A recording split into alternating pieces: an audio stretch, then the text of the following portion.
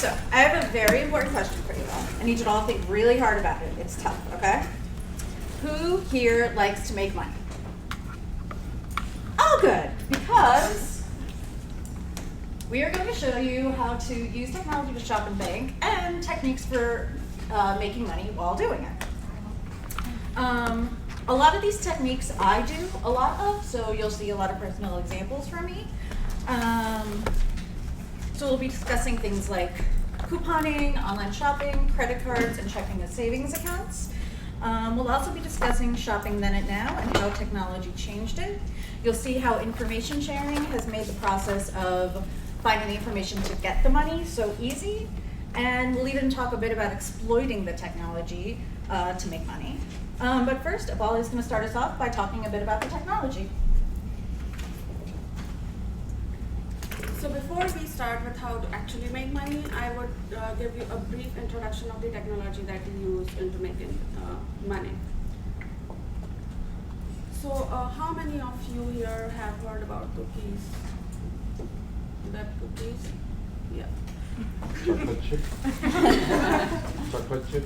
No, web I cookies. baked them this weekend with my granddaughter. So cookie basically is a type of message that a web server gives to your browser. So when you log into your system and use a browser, you send a message to the web server that contains your information. The web server would get the information from you, your data, your login and all, and would encode it and send a cookie to your browser. Your browser saves this cookie so it can use it the next time. Also, cookies help in customizing your web pages. When you surf on the web, you must have seen recommended options for you or suggested posts. So these options are possible because of the cookies that are stored on your system. So this is how it works. Your system would send a message to the server. The server would take the information and give your system a cookie.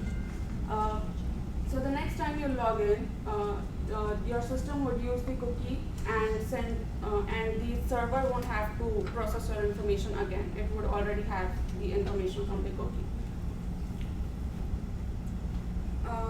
So everyone here, I hope, does online shopping or has at least done it sometime. While on shopping online, you must have selected products and send it to the cart, the shopping cart that we have. How do these shopping carts work? They use persistent cookies. So when you log in, select products and send it to the cart, and then log off without proceeding to the checkout option, the cart saves these products. This is because the carts have persistent cookies. These cookies enable to store the information for a longer period of time. So the next time you log in, you have to log in to, for these cookies. It is a user login dependent cookie. So what are these? Anyone knows about them? What do you call them? Barcode? Yeah, exactly. So these are the one-dimensional codes that we used to use earlier, and these are the more popular ones now. These are the two-dimensional codes, and we call them the QR codes. So QR codes are basically quick response codes that were originally invented by Toyota to track their vehicles and to keep a track of their inventory. But Toyota then decided, they had patented QR codes, but they decided to license it to the public for free. So they actually put all the information and all the data about how to make these QR codes on the web so that everyone can use it. The advantage with QR code is that they hold a lot more data than a 1D code would be able to store. So QR code can save pages of information, while 1D code can save only little information that would be relevant to the product. So in a QR code, these are three boxes that when you scan a QR code, these are the three boxes that help in aligning the image, and the fourth corner has small black and white boxes that help in normalizing the image. So, and the rest of the boxes are the actual data and the timing and formatting information that the website that is needed to redirect to the website.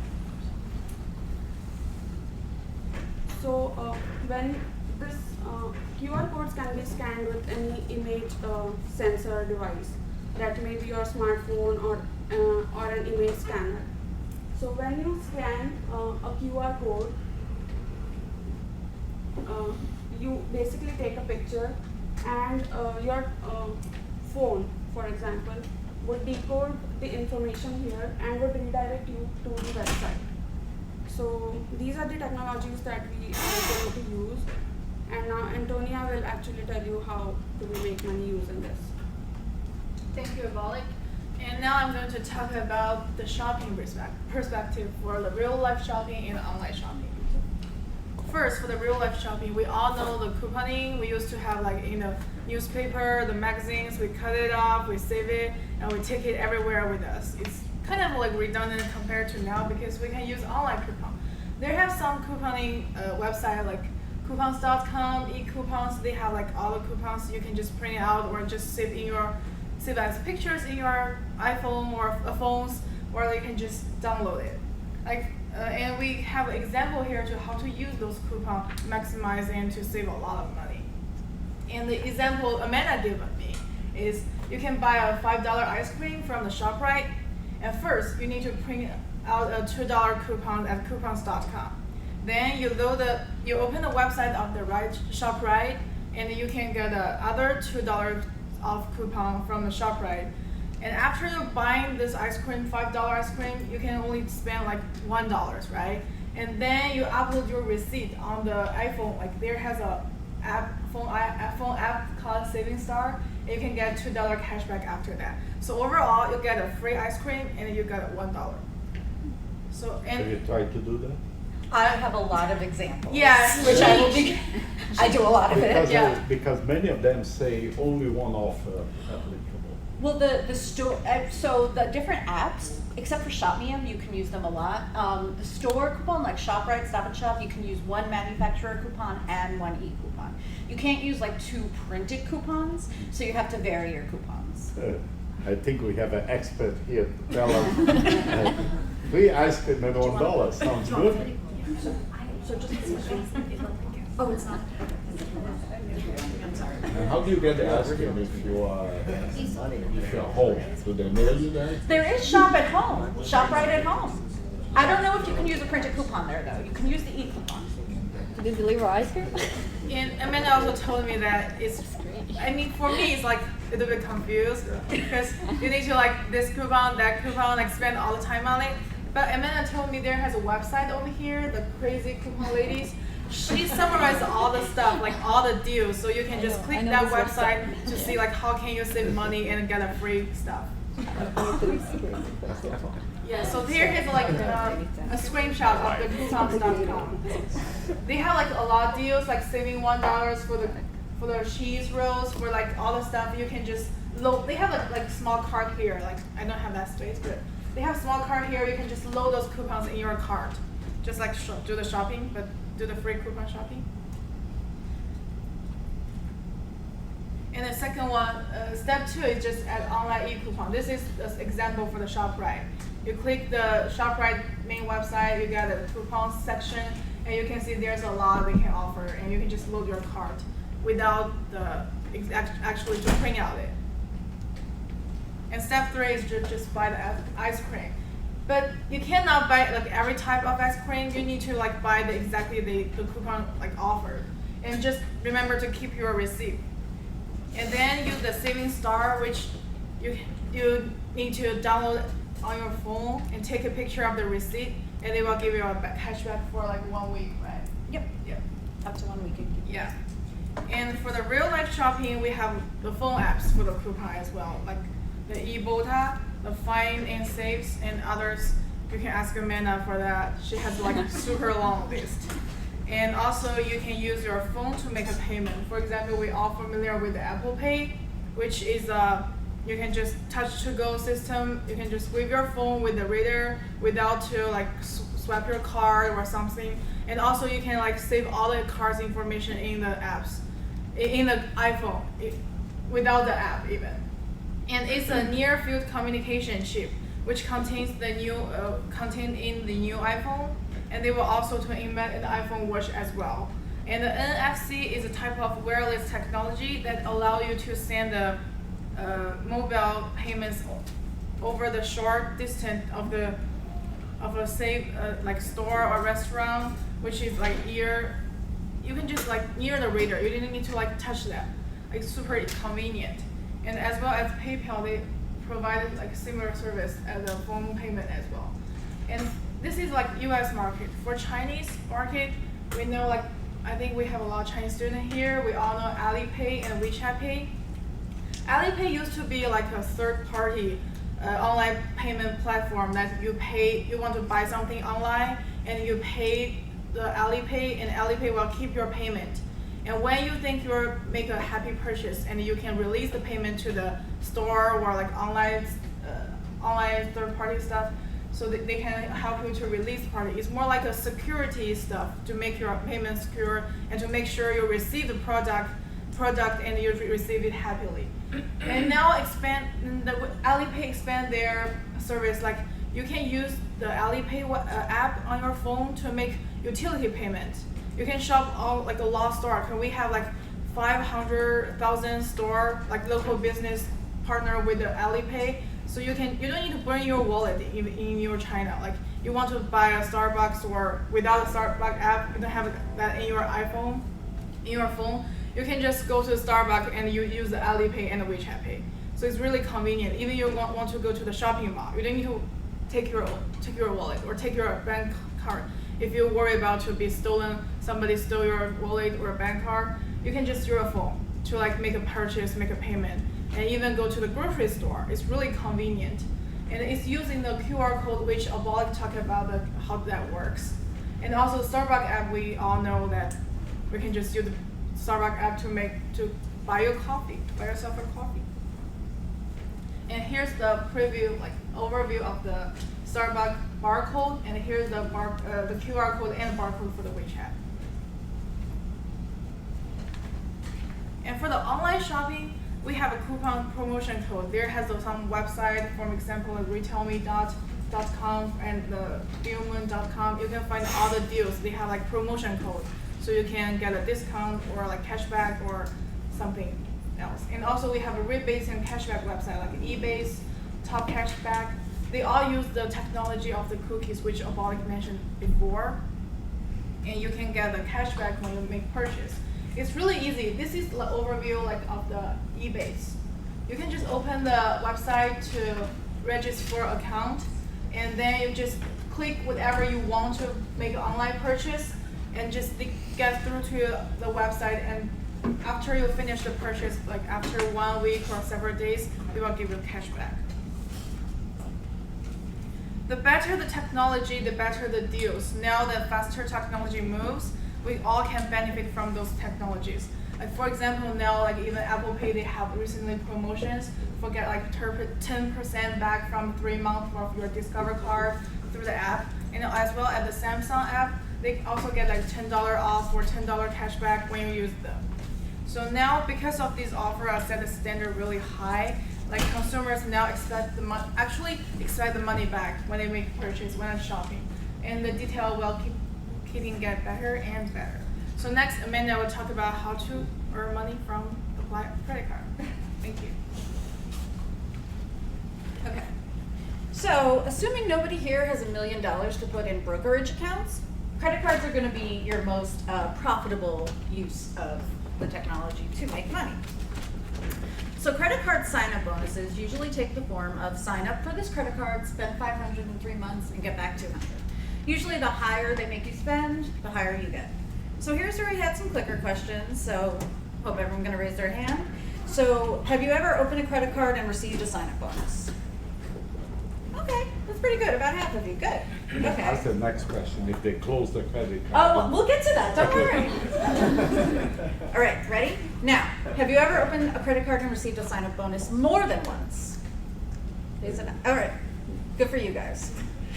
And here's the non-clicker question that's supposed to be a non-clicker question. So, has anyone in this room opened at least 23 credit cards for sign-up bonuses?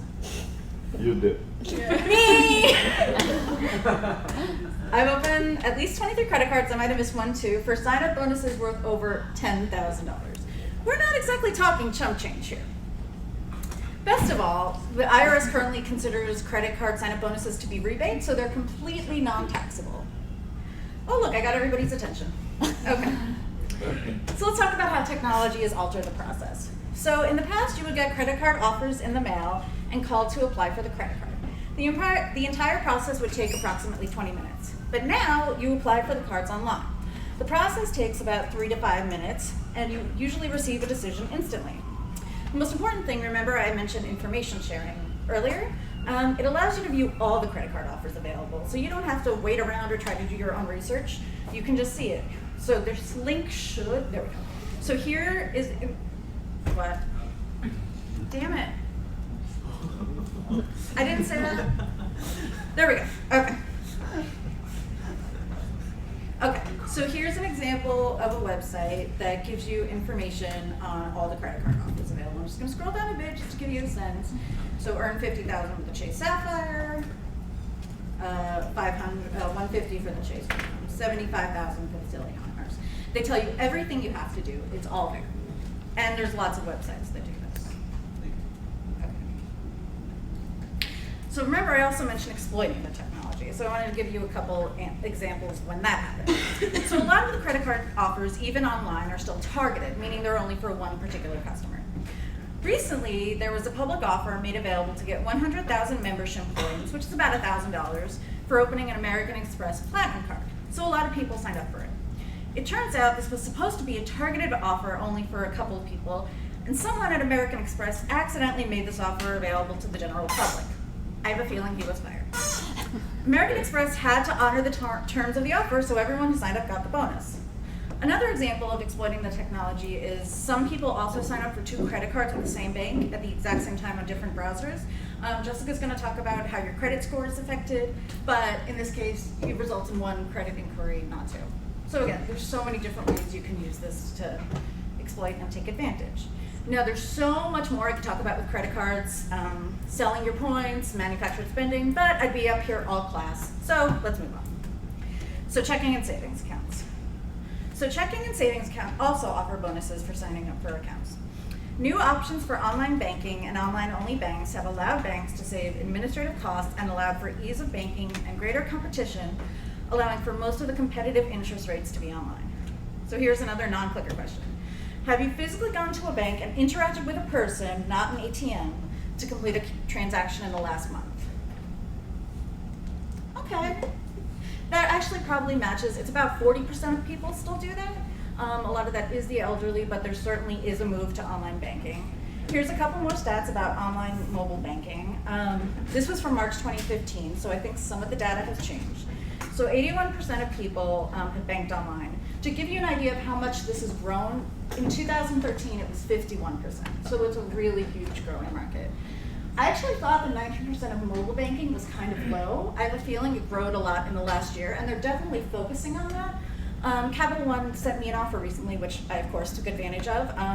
Each time I deposit 3 checks on my phone, I get $5. So now I deposit on my phone. So I definitely think that's going to grow. The other one I found interesting that I wanted to point out is the percent of customers who receive online checking account statements is only 42%. I thought that was a little low because I don't know if any of you have experienced that, but I have, some of my banks will now like charge you a couple bucks if you want paper statements instead of the electronic checking statements. I just think it's kind of an interesting idea and something to think about, the fact that you're kind of being, I'm sorry, you're kind of being punished for not embracing the technology. Yeah. What's very interesting is I bank with Citibank and Chase, and you want an old statement, it's hell to get it. You have to wait for 2 days and et cetera, et cetera. So I went back to paper, because at least I get them and have them when I need them for my taxes. Did they charge you a couple bucks? They haven't, Okay. but other banks do. Other banks do, yeah. Did you bank charge? I'm sorry? Did you bank charges? The bank charge, so some of the banks TD charge, bank. what? TD bank charges. Oh, they do. Yeah, like I said, a lot of them are. I mean, banks, I'll get a little more into this, but the fees are ridiculous, which is why it's very important to take their money. Okay. Good. So some perks of online-only banks. So they save costs by not having to pay administrative costs with running a building, so they pass those on to consumers. So a lot of the fees we're talking about. Well, obviously with online banks, you have to get electronic statements, but you know, a lot of banks give you fees for not having a balance or not direct depositing or ATM fees. A lot, not all, but a lot of these online banks will not give you any of those fees. Most importantly, they tend to offer higher interest rates.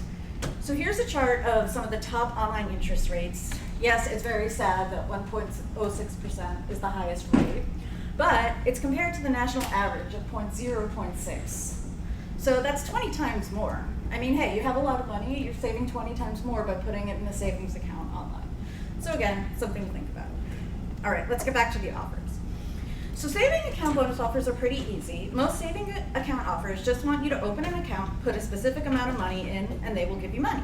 Example, open a new Discover savings account with an interest rate of 0.95%, deposit $15,000, and you get $100. With some of the other non-online banks, you have to keep a minimum balance, keep it in a while. With Discover, you can just, as soon as you get the $100, take your money out, you made $100, go you. Checking account bonus offers are usually, they have a bit more requirements, such as maintaining a certain balance, sometimes completing bill pays, and often direct deposits. Here's an example of one I did a couple days ago. TD Bank is now offering $300 if you open a new account, if you've never been a customer, and you deposit $2,500 in your account. You do have to maintain the $2,500 to avoid the fees while you wait for your bonus to close the account. But it's a pretty easy one. But, so like I said, a lot of them require direct deposits. I don't think too many of us in here are getting payroll direct deposits. Or in my case, I don't think my payroll department likes changing my direct deposit every other week. So what can we do? We're exploiting technology again. ACH deposits.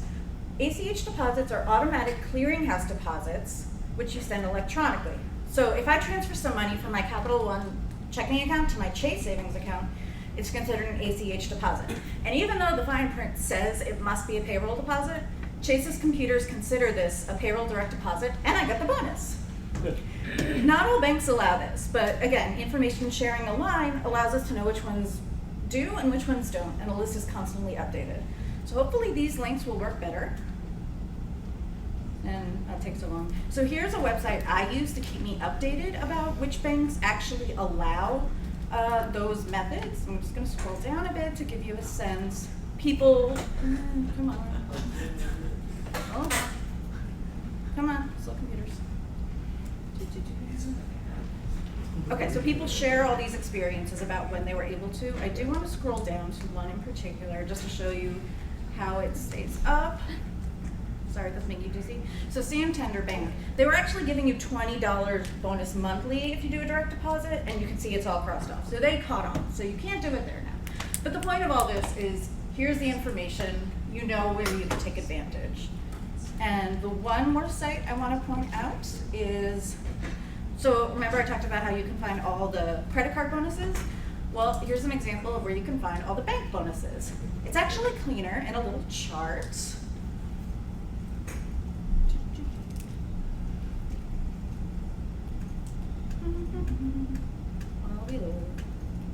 Okay.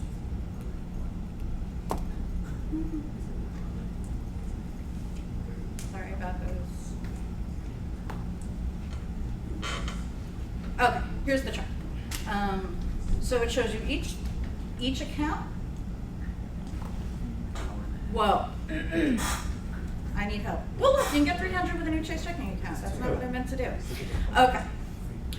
So it shows you the account, how much you can get when it expires. DD is direct deposit. You can sometimes do an ACH. HP is a hard pull. Click on the link, you go to the link and you click review, it'll give you all the information you need. So you can see how many they are. I do want to scroll down for one thing for some of you. So they also separate out state bank bonuses. Notice the Citizen Bank for 1,000. I don't know much about it, but parents in this room, I encourage you to research it. It has something to do with your kid's 529 savings account. I would definitely, it applies to New York and New Jersey. So even if you have a little kid, I would try to investigate that one, because $1,000, nice. Okay, and again, I'm gonna scroll down a bit so you can just see all the different offers and what states they apply to. Okay, so this is great, right? Everyone should do it. I mean, I personally think so. But there are a lot of risks involved in the credit cards and the checking account. So now Jessica's gonna talk to you about some of those. Hello, I'm Jessica. I will talk about some risk. As we know, shopping online and use the banking is a lot of benefit and it's fun, right? But it also will have a lot of risk, so we need to pay attention to it. There is the technology and the privacy risks, as we can see. There have the spam risk. Spam risk is when we use the online shopping and banking, we may receive a lot of our advertising, and it's spam risk. And also the leaking of personal information. When they use the online shopping, we will give away of personal information such as our spend capacity and what we buy, where we buy it. And this may lead us to be the victim of the fraud or cyber crime. So we need to pay attention. And fraud, some people will, make some fake website to try to trick to get people's money, and so we need to pay attention to this website also. Identity theft. Some criminals they are try to steal others' identity to gain their benefit. So that's a risk. Also the online payment risk. When we do process the online payment, we may lost our payment during the process, and we may also will create the duplicate payment during our online payment process. Also the account hacking. Account hacking is a criminal criminals hack online account to steal personal property. This all may lead us to get financial loss. So we all need to pay attention to this. After talking about the risk, I want to give some advice to how to prevent the risk. First, as you guys can see, we need to shop on the reputable retailers' website, and we also can use only one credit card and track the statement and check the fraudulence or unknown charges or activities to make sure we are not involved in fraud or unknown activity. Also, we need to be cautious about unknown emails, and we do not click on the link embedded in the emails received. Also, when we receive some email regarding financial accounts, and we are not sure whether it's validated or not, we shouldn't email them directly. We should contact them directly. Also, I suggest we install firewall and antivirus software to avoid cyber attack. And we also can choose some strong password and keep them private to avoid to be attacked. Now I want to give some advice on the credit cards because Amanda already introduced a lot about benefit of the credit cards and banking. So now let us we can see some credit cards with big bonus. They will tend to have a high interest rate. So if you do not sign up to this card to earn bonus, if you want to carry a balance and pay it off each month. Also, if you are going to have a lot of credit cards and checking accounts, be organized. Talk about the credit score. When we apply into more credit cards and checking account, it will temporarily lower our credit scores. Also, the annual fees. As we know, some credit cards have the annual fees. If we don't want to pay the annual fees, we need to downgrade our credit card or cancel our credit card next year when we need to pay before the next year we pay the annual fees. Also, the last advice, use your card wisely. Next, Stephanie will talk about the shopping then and now.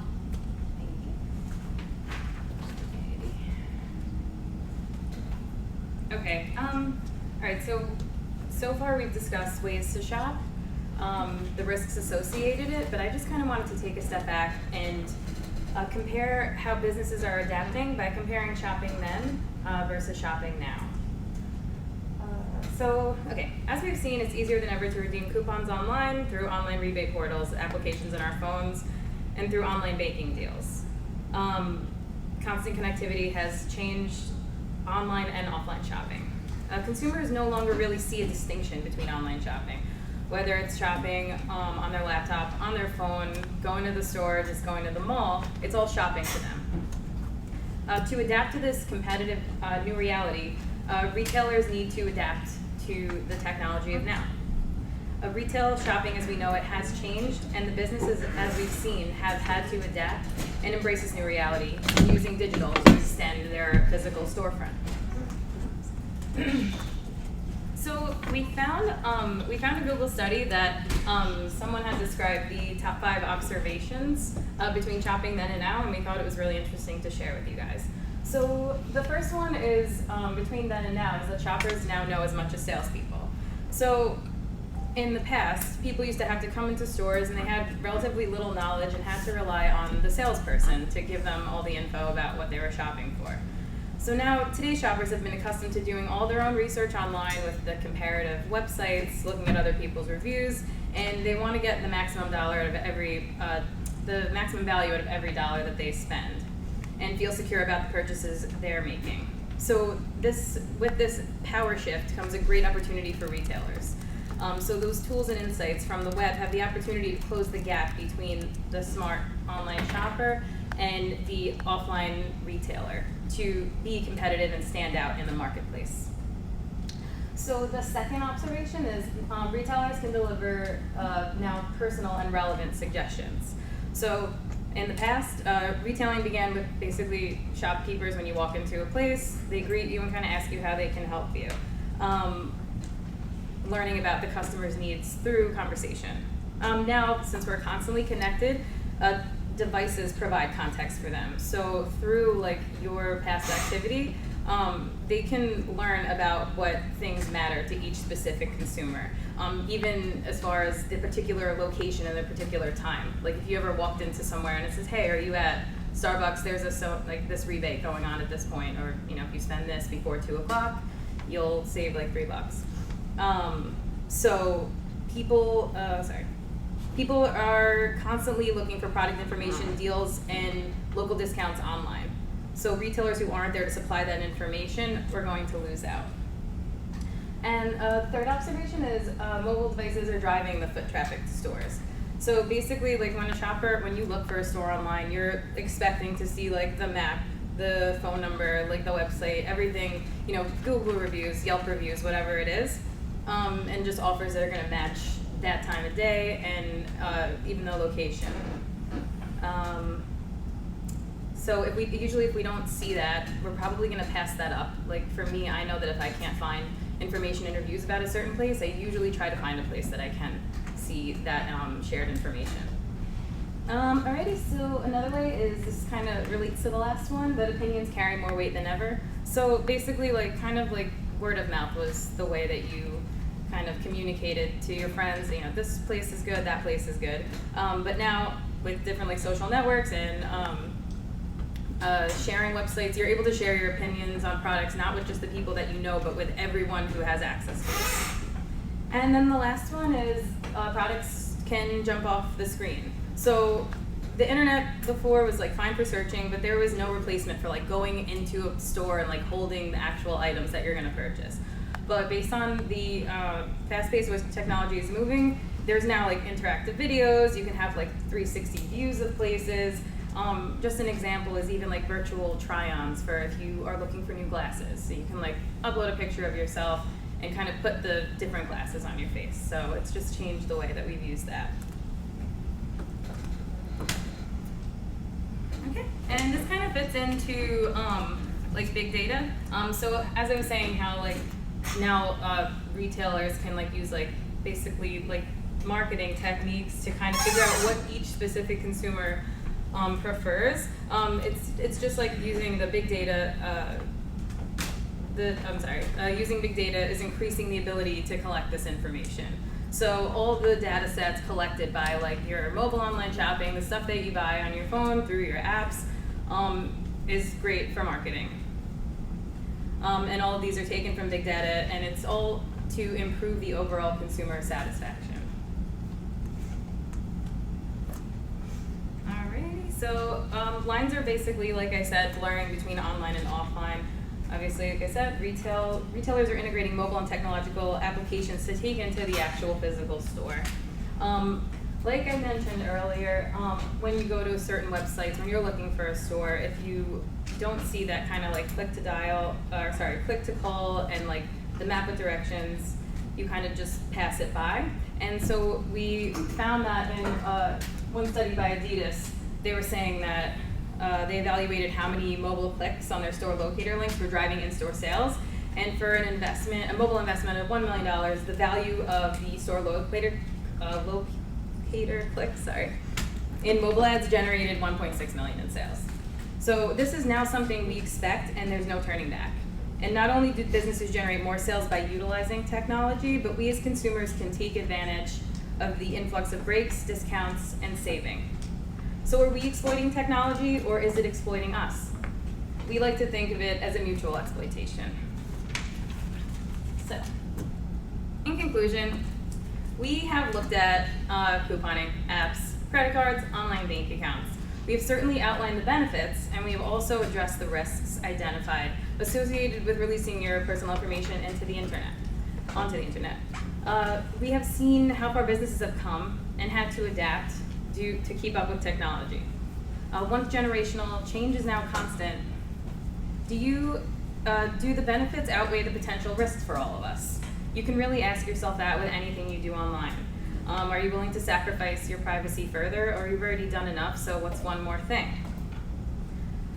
There will always be a new opportunity you could take advantage of, as we have seen today, if you're looking for it. So will you all be looking for it?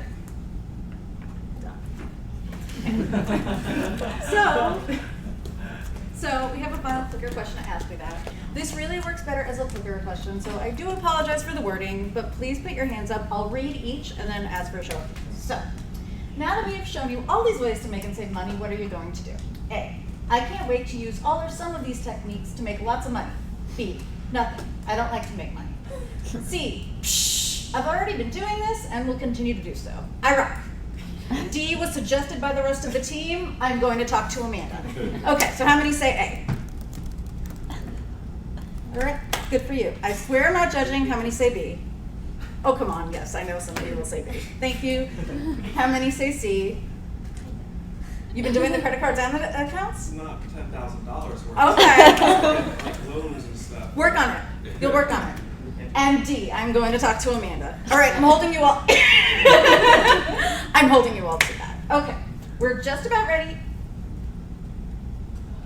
to take questions. But before we do so, I have a surprise. So, the professor asked, do you actually do this? Yes, I do.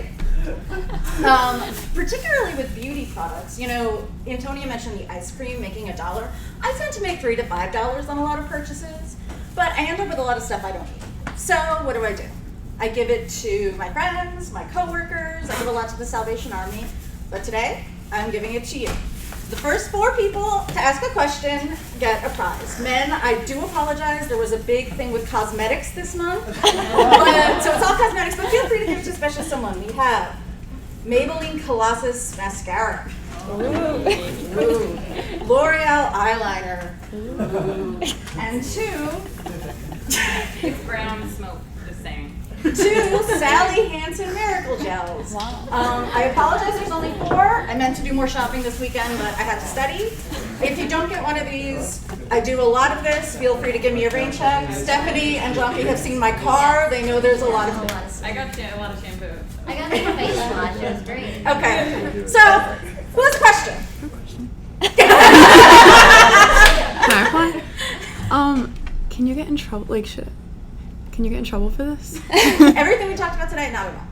Okay. You're following all the rules. You're following the small print, the terms and conditions. So what some of them will do, like sometimes they'll try to take steps to prevent you from applying for the same credit card over and over, stuff like that. Now, I briefly mentioned things like selling points and manufactured spending. You really can't get in trouble for that, but that's a bit more of a touchy issue. But all the credit cards I apply for, absolutely not. The offers are there. They're for me. Like I said, as long as you're careful about it, you read the small print. I totally forgot this part. Damn it. As long as you're careful and you read the small print, you can totally do it. So what would you like? Can I have a nail polish, please? Which one? The lighter one. Thanks. All right, who else has a question?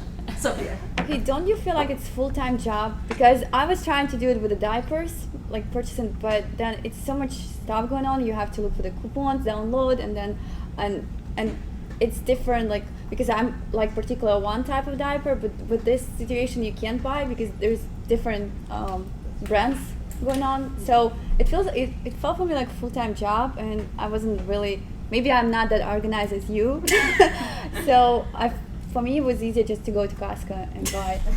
I mean, and that's one thing, definitely with the couponing versus the credit cards. As much as the deals are there is time, there is, you have to take pictures on the phone. Yeah. That's a decision everyone has to make for themselves. Because at the end of the day, it's not like the credit cards, you're saving a few dollars. It does add up, but that's honestly a decision everyone has to make for themselves. And there's like one more question. You only get one thing though. No, it's but like, don't you feel like you buy stuff that you don't need? I do. And isn't it like what kind of saving is? That's how they work, those coupons. They want you to spend. That's how psychology. They make you buy things that you don't really need. Okay, this may be confusing, but do you want me to try to explain what I did with the nail polish? Okay. How I made the money? It's going to be too confusing? Okay. So you have to understand all the deals the stores offer. CVS is great. They constantly give you a bunch of deals for your apps and stuff. So the first thing they did, so each of these nail polishes were about $10.79. So let's say I spent $21. I had 2 $3 coupons for each. So now I've gone from 21 to 50. They also gave me a $5 off 15 coupon. So now I'm spending, help me with my math, now I'm spending 10. Then they gave me a $3 off, $10 off cosmetics. So I'm only spending $7. Now, I get $5 on 10, $5 cash back, which is like a CVS gift card, for Sally Hansen. So I've already made $10 and spent $7. Then I get $4 for spending 15 on Sally Hansen from Saving Star. So now I get $14 for spending $7. Then I get $3 on Ibotta for each of these. That's another $6. So I spend $7 and I make about $20. I'm happy to. Thank you.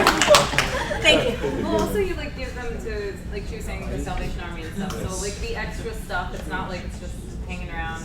So, Yeah, but it's don't too need much it. work to But it's fun. It is fun, but I mean. Website, the Lazy Lady website I already looked. figured out. No, I know that website. I looked at it. I was familiar with that website because I looked for the diapers. And people. Like I said, it's just a decision you make for yourself, is I feel how like- much work do you, like I said, for me, it's fun. In addition to making $10, I feel really good about myself. So Like, look at all this money I'm are you still doing it while in full-time program? Not as much. You see? Like I said, this weekend I was planning to have more to give out to you all. Mike, I see your hand. I promise you'll be next.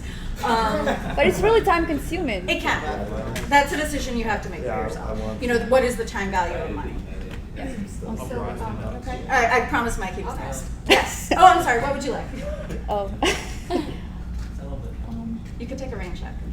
Yeah, I'll take nail polish. No. It's gel. Oh, really? Mike?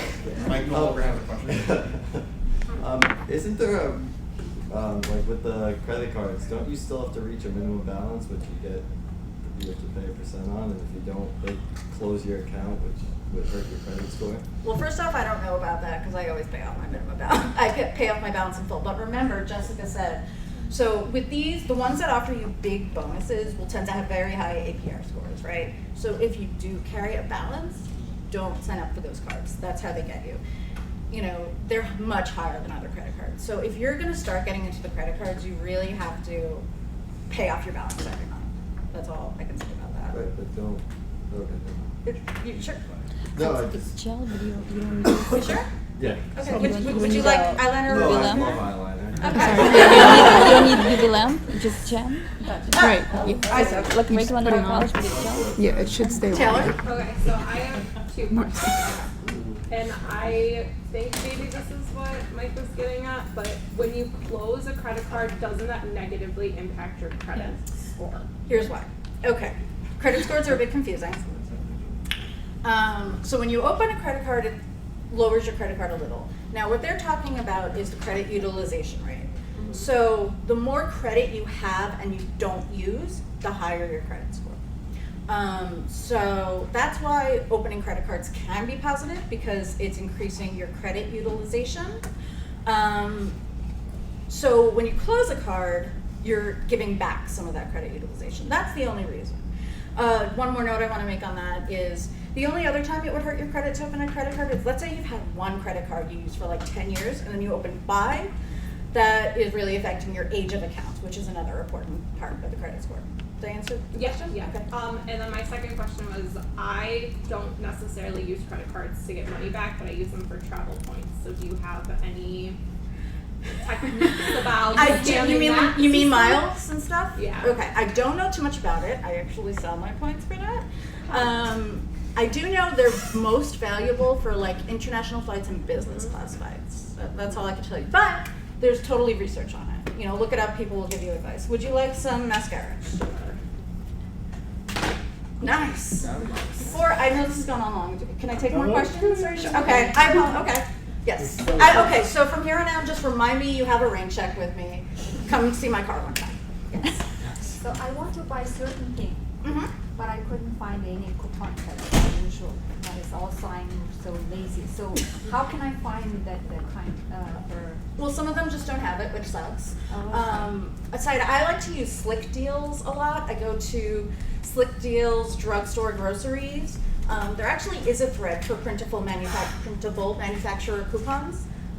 So you can click. It doesn't have all of them, but like I said, you can also just kind of Google something coupons. If there's one on coupons.com, it'll come up. A lot of websites have their own. But unfortunately, if you're really looking for something, sometimes there's just not coupons. And yeah. For example, I want to buy expensive boots or shoes. Yeah, I wanna expensive say stuff, not too many $100, coupons. But I never find them, and I just. Not too many coupons. Thank you. But keep looking. Is there another question? Oh, I'm sorry. I kept looking over there. I'm sorry. Okay. So when you say that you made $10,000, is that $10,000 cash or $10,000 in like random? It ended up being cash because I sold my points. The points themselves, you know, people who can utilize them more for miles. That's something I'm not entirely endorsing. I think it's perfectly fine, but you know, it's not the thing I wanted to talk too much about. But yes, it ended up for me, and it ended up being 10,000 cash. Junkie? What I was gonna say is, so I use some of these apps, but I'm not that great at it. What would you suggest a new user to use? Like, which is your favorite app out of all of these? So we're just talking couponing and stuff like that? Yeah. Okay, well, so Saving Star, which she mentioned, I really like Saving Star because there's benefits and risks. You can actually upload your store cards to Saving Star. You don't need to download the app. You can just go online to do it. You just add the offers and it automatically puts it in. So that's one I highly suggest. There's a couple, like I think Target and Walmart and Walgreens, you have to do the receipt. I also really like Ibotta, which you know about. There's so many different offers. You have to scan the UFC code and the receipt for that. I also like Checkout 51. You just have to upload the receipt for those. So those are some. And like I said, use the websites. You know, like I said, if you go to the Slick Deals discussion for each store, they'll give you like different things you can combine and use and stuff like that. I think you should send an email with your favorite. You know what I will do? I'll send, and something I didn't get to mention, referrals. That's another great way to make money. For the group, I'll send a bunch of my referral links out. You can get like $10 for signing up for Ebates, $10 for signing up for Avada, a free chocolate bar from Shopmium, stuff like that. So I will do that. Brett? Okay, so this is like really exciting. I think everyone was engaged and you're like brilliant at this. So there's no doubt about that. However, I see this as almost getting paid dividend on an investment you're making. Why don't you just take the time and the money and invest in like a stock that pays a decent dividend, reap the dividends, and maybe the value of the stock will go up over several years or something like that. And guess what? If it doesn't go well, you could write it off as a loss or something like that. I don't like writing things off as losses. Right, but I'm just saying you're investing all this time. Right, Well, keep in mind, I'm not investing. So the couponing, yes. The credit cards and checking accounts, I'm not investing that much time. It's all there. I take a couple minutes to sign up, and boom, I got my money. But I'm saying, like, imagine if you were putting all that into like buying stocks that pay a dividend. You'd be, I think you'd be creating larger value because I think Sophia brings up a good point. You're ending up buying additional products, right? You're like you wouldn't normally buy that thing of ice cream or something, but you could be putting that $7 or $8 aside. Build a portfolio because you're getting a dividend. That's how I see it. Well, so two things about that. Yeah. First off, you can't compare couponing to dividends. Of course, dividends is more profitable. So if you're talking the credit cards, I see your point. I don't know that much about dividends. I don't like risk. I like doing this. So when you open up trading accounts, they actually have similar offers. I told you, if you have $1 million and you put it into those, you make a lot of money. No, you can make money doing that. Sure, it's like checking accounts. Yeah. It just boils down to she enjoys it. I mean, if she likes to do it, credit cards though. Well, I'm on your boat right now. I agree with you, Alice. Okay. But a lot of times people are already like when I use these apps, and I don't use them as much as Amanda does, but it's stuff I'm already buying. So about it, like you just scan the stuff that like I'll go to ShopRite and like if I have to buy groceries, I just scan my receipt and I get back $3 for doing nothing. It's just stuff that I'm already buying anyway. So I guess it's like you're making money for stuff that you're already gonna do. It's not that much extra But effort. what about the credit card situation? Instead of spending $2,500 to open a credit card, you could do it to open. But you're spending that $2,500 anyway. That's the key. If you're gonna spend money, Do just you get use the all of your cards? I use them when I sign up for them. And part of that is manufactured spending. So like I'm spending, but I'm not really spending. It's kind of fun. There's a whole big thing about it. But no, if you're signing up for a credit card and you're spending more than you would, don't do it. You're losing money. Again, just like the couponing. I'm spending the money anyway, so I might as well make money doing it.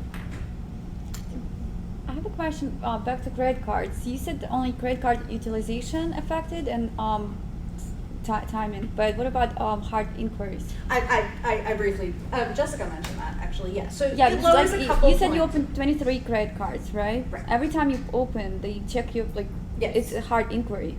Well, first off, Nothing- I didn't open these all at the same time. That would have sucked. It's only temporary. So it lowers, the inquiries there, I think, at the maximum of 2 years.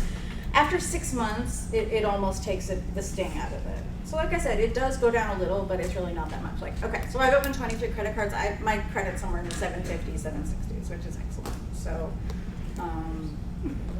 Yes, give us some personal information. What are you going to use my credit score for? Yeah, what is it? It's not like I'm giving you my social security What's number. the social? PIN number? 555 555555. I was like, man, Five, 5555555. So, like I said, it's just about doing your research and knowing how to use it wisely. Any other questions? Okay, just want to make a couple of comments. I think the FICO question is worth thinking about it. Checking your FICO also takes some points away from you. And I couldn't find, maybe one of you can find, I couldn't find a good explanation of how do they calculate FICO. There are three credit scoring agencies. Each one have some very muzzled wording on what they do. I think they want to keep their privacy on what they are doing. There is some hanky-panky there too. Second, one thing that wasn't mentioned, you start getting a lot of emails. Actually, yeah, Jessica mentioned that. Okay. Spam email. Yeah, so every time I sign on to anything, I put, I don't want mail, but that doesn't mean you don't get it. You just try to keep unsubscribing. Yeah, you try to limit it. You see what happened with Target. Target is not a bad company or something like that, although they didn't do very well in Canada. Target's a very good company, they got broken in. So there is a risk here of being broken in. I actually used to collect credit cards, maybe at her stage of life. And I collected not for the reasons she said, collected them because I want to increase my money available for credit to do investments. Okay, now it's too much of annoyance. I have canceled most of them. But actually, that's very interesting. One more thing, you probably mentioned it, just call your attention. Some of these bonus points and etc. come with utilization of the card. In the first 3 months, you have to use $10,000 on this, and then you get this big kind of bonuses.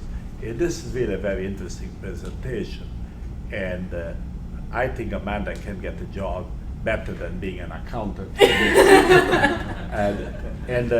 You know, a couple of you were very critical of this. This is a hobby.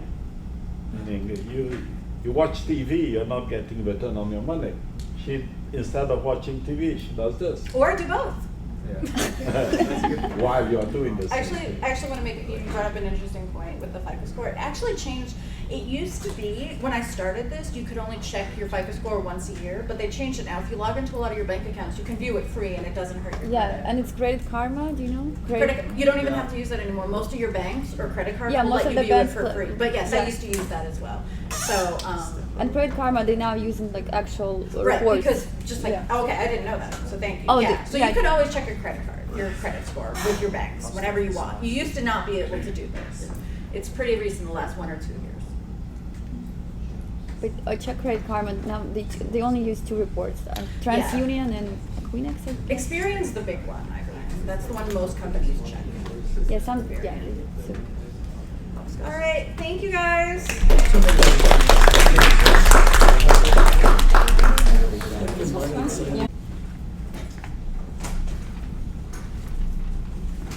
I use the word electronization, but these days everyone uses the word digitization. Okay, and this talks about. Oh, this is really small.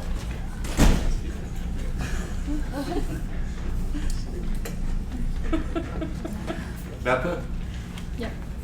Okay, and what this study was is how digitization transforms industries. The position of industry on this curve depends on the degree to which companies and customers within it have embraced digitization. While conceptual, the curve shows how laggard incumbents have disappeared from the industries in which digital disruption gained entry, such as traditional media. In industry where digitization is less pervasive, but a more gathering force, there is still time for incumbents to adapt and survive. So this is kind of the S-curve here. New trends emerge. Innovative startups create disruptive business models. Early adopters embrace new models. Advanced incumbents begin to adapt. Mainstream customers adapt. Tipping point, and laggard incumbents drop off. And so, can you think of industries that this happened? Medical field. Say that again? Medical field. Yes, it is really because I saw so many differences how we fit technology to the medical field. It's amazing. Okay, but what are the fields that you think? I think medical field still is kind of lagging in digitization. You still, now with Obama pushing it for the last 6-7 years, things have improved. But tell me about a couple of industries that have been totally transformed by the digitization. I was going to say bookkeeping. Bookkeeping, okay. That's have been changed because accounting packages basically stop double entry. I heard travel would do. Say a little bit about that. Well, like buying airline tickets and hotels, things like that. Yeah, number of travel agents went down dramatically. Yeah. And more traditional travel agencies went out of business. I think we said this the first week with the stock market. Everything's done online, electronic. Yeah, 80% of the transactions automatic trading now, and they last a very short period of time. People don't hold everything. Music players, iPod, like kill all the CD players. Yeah, the income on music, which was basically a monopoly, has gone down dramatically. We actually have a set of slides that students prepared last semester that I could show you. Okay. This is out of McKinsey's quarterly, and just talk a little bit about workplace automation. And this is only about 5-6 slides, the whole thing, but it's going to talk about professions basically being automated. First thing is automation of activities in the workplace, and then second, the redefinition of job and business activity. Let me just ask you a question. What is necessary for a job to be automated, for something to be automated? Repetitive. Yes, it has to be a reasonable, predictable, and repetitive type of process. Now, is that, think a little bit and tell me if that's going to continue being the truth 10 years from now.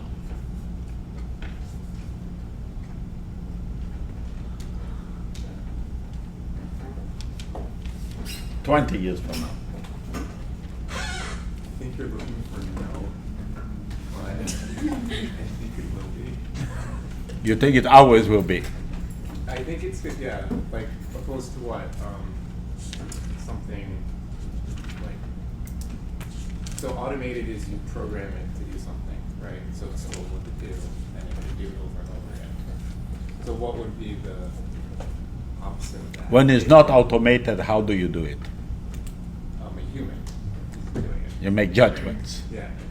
So when machines can make judgments like a human, and let's not think about every field. You know, there'll be areas where some of this will happen.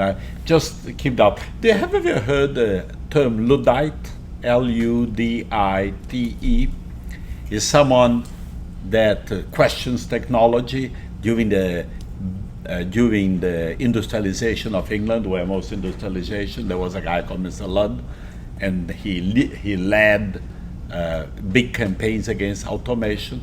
I think Drew is designated our class Luddite. It's very important to have a Luddite in the class to argue, and even if you don't believe it, try to argue that point, okay? That's your designated role here, okay? Questioning this kind of thing. But, of course, was good you came out with repetition as the need for automation. And then I brought in the possibility that some software device might reason like a person. Okay? Yeah. I think like in the butchering industry, Uh-huh. the robots that are doing it now are can adapt to different sizes, different shapes of different like hindquarters, whatever it is. So there is like in automation, even though every piece isn't the same, they're able to adapt to different pieces. Yeah. I wonder if that's not a whole set of routines that you see, and then if you see, you do exactly this kind of thing. Okay, so it's integration between machine vision and repetitive reasoning, okay, repetitive action. I wonder, I don't know, but I think there are several manufacturing examples of that type. Very, very interesting. What I wanted you to do is to think about this kind of thing. Please don't look very sad. I think auditing will change a lot before it can be automated. That's at least my view here.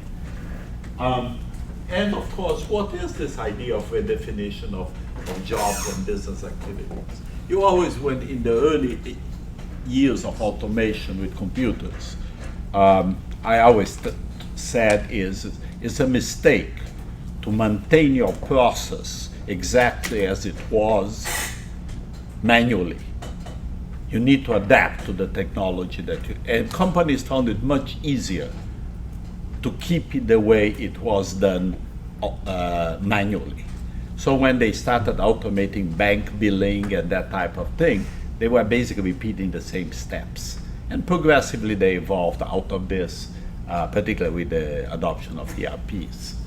However, when you insert technology into something, you have to rethink the steps that you have in there.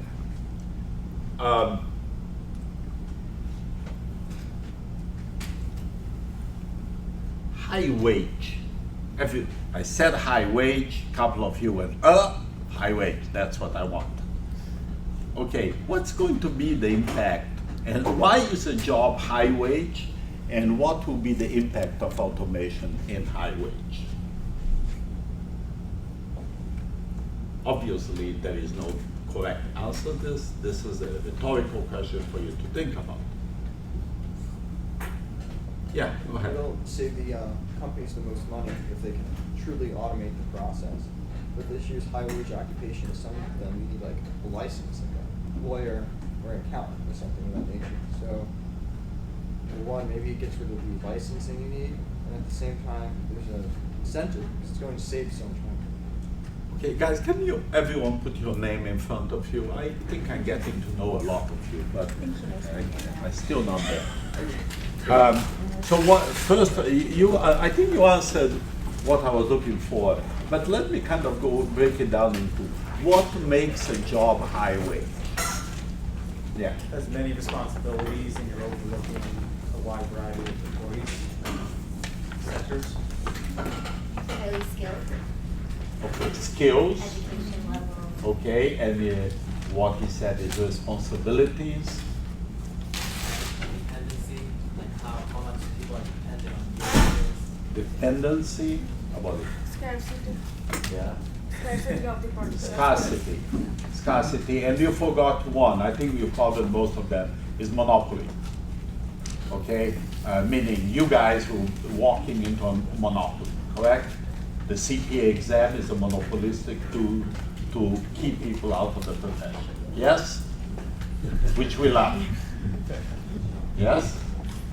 That's why we want to be accountants, we want to make money. Okay, do you ever heard the 6 and 6 rule? Anyone that goes to a CPA firm, when they go to a CPA firm, after 6 years, the salary double. After 6 years, the salary double again, if you stay there, if you can stand it. Okay. So start at 60. I think probably more than that. 120 to 140, not bad, huh?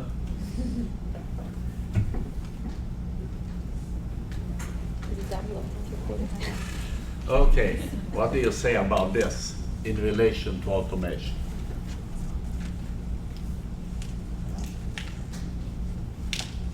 We have a journalist here in our group.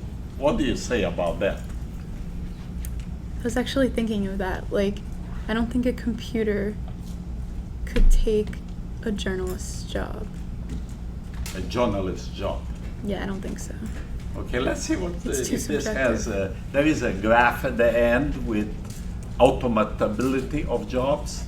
Let's see how Amanda. I'd argue the same for theater, and that the appeal of theater is that it's humans and it's live and it's much less technological than movies and television and stuff like that. But there is things like computer art, correct? Oh yeah, they use, sometimes they're using some visual sets and stuff, but the point is actors are there doing it live. So yeah, there's a little less. How about people involved. holographic images pretending to be actors? I haven't gotten to any shows with those yet. No, they are not here yet. But people have been talking about that. I think people tend to say that computers don't have creativity and don't create meaning. Let's see. Let's see. Maybe I won't see it. Now, this is very painful.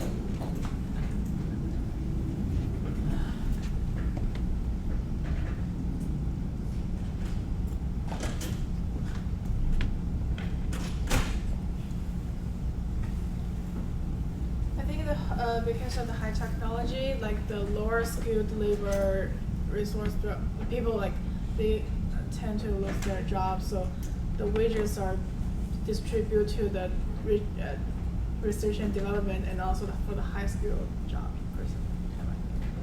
Yeah. Actually, there is kind of two lines of thought. One is the one that Antonia mentioned. Second line of thought is that middle level jobs are the ones that are going to disappear faster.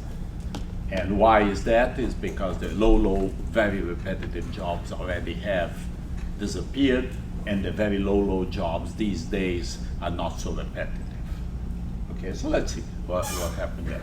But I don't know if you have been following the news, but a couple of countries are experimenting with guaranteed income. Is they, for example, giving $10,000 to everyone in the country, and there have been even talks in the U.S. of getting rid of Social Security and all these things, and giving a certain amount of money for every person. Typically, get all the money that you spend in social programs divided by the number of people and give it to everyone. What do you think of that schema? You're going to read a lot about that. It's getting much more discussed by economists these days. What do you think, I Matt? don't like it because those programs will make people that are. A little bit louder, Matt. Sorry. I don't like it because those programs are meant for people in need and disadvantaged situations. So I don't think it should be distributed to everybody. It's meant to help those who need it. So. Okay, that's the classic, let's say, populist view. What else? There's less of an incentive to become more skilled. I mean, if I know I have a guaranteed income, I may not be as driven, right? Or maybe the use of... There's less of incentive to work. Yeah. That's what you're saying. Okay, what else, guys? John, what do you think? Well, we do something similar in Sweden. They are trying to. They are doing a series of experiments in the Nordic countries on that. And they just had a referendum they are going to give $21,000 per person in Switzerland, and it got slammed in the polls. But this is, of course, the fear, the concern of automation. It's a concern that the lower jobs are going to disappear, and something needs to be done. Now, if you give $21,000 to a billionaire, doesn't affect very much his life. If you give it in Brazil, they have a family bolsa scholarship or whatever they call it, makes big difference. Consumption went up, they don't starve, and et cetera, so a lot of social goods. But it's probably not very income distributive. Avi? Are they getting cash? That's the plan. That's the idea.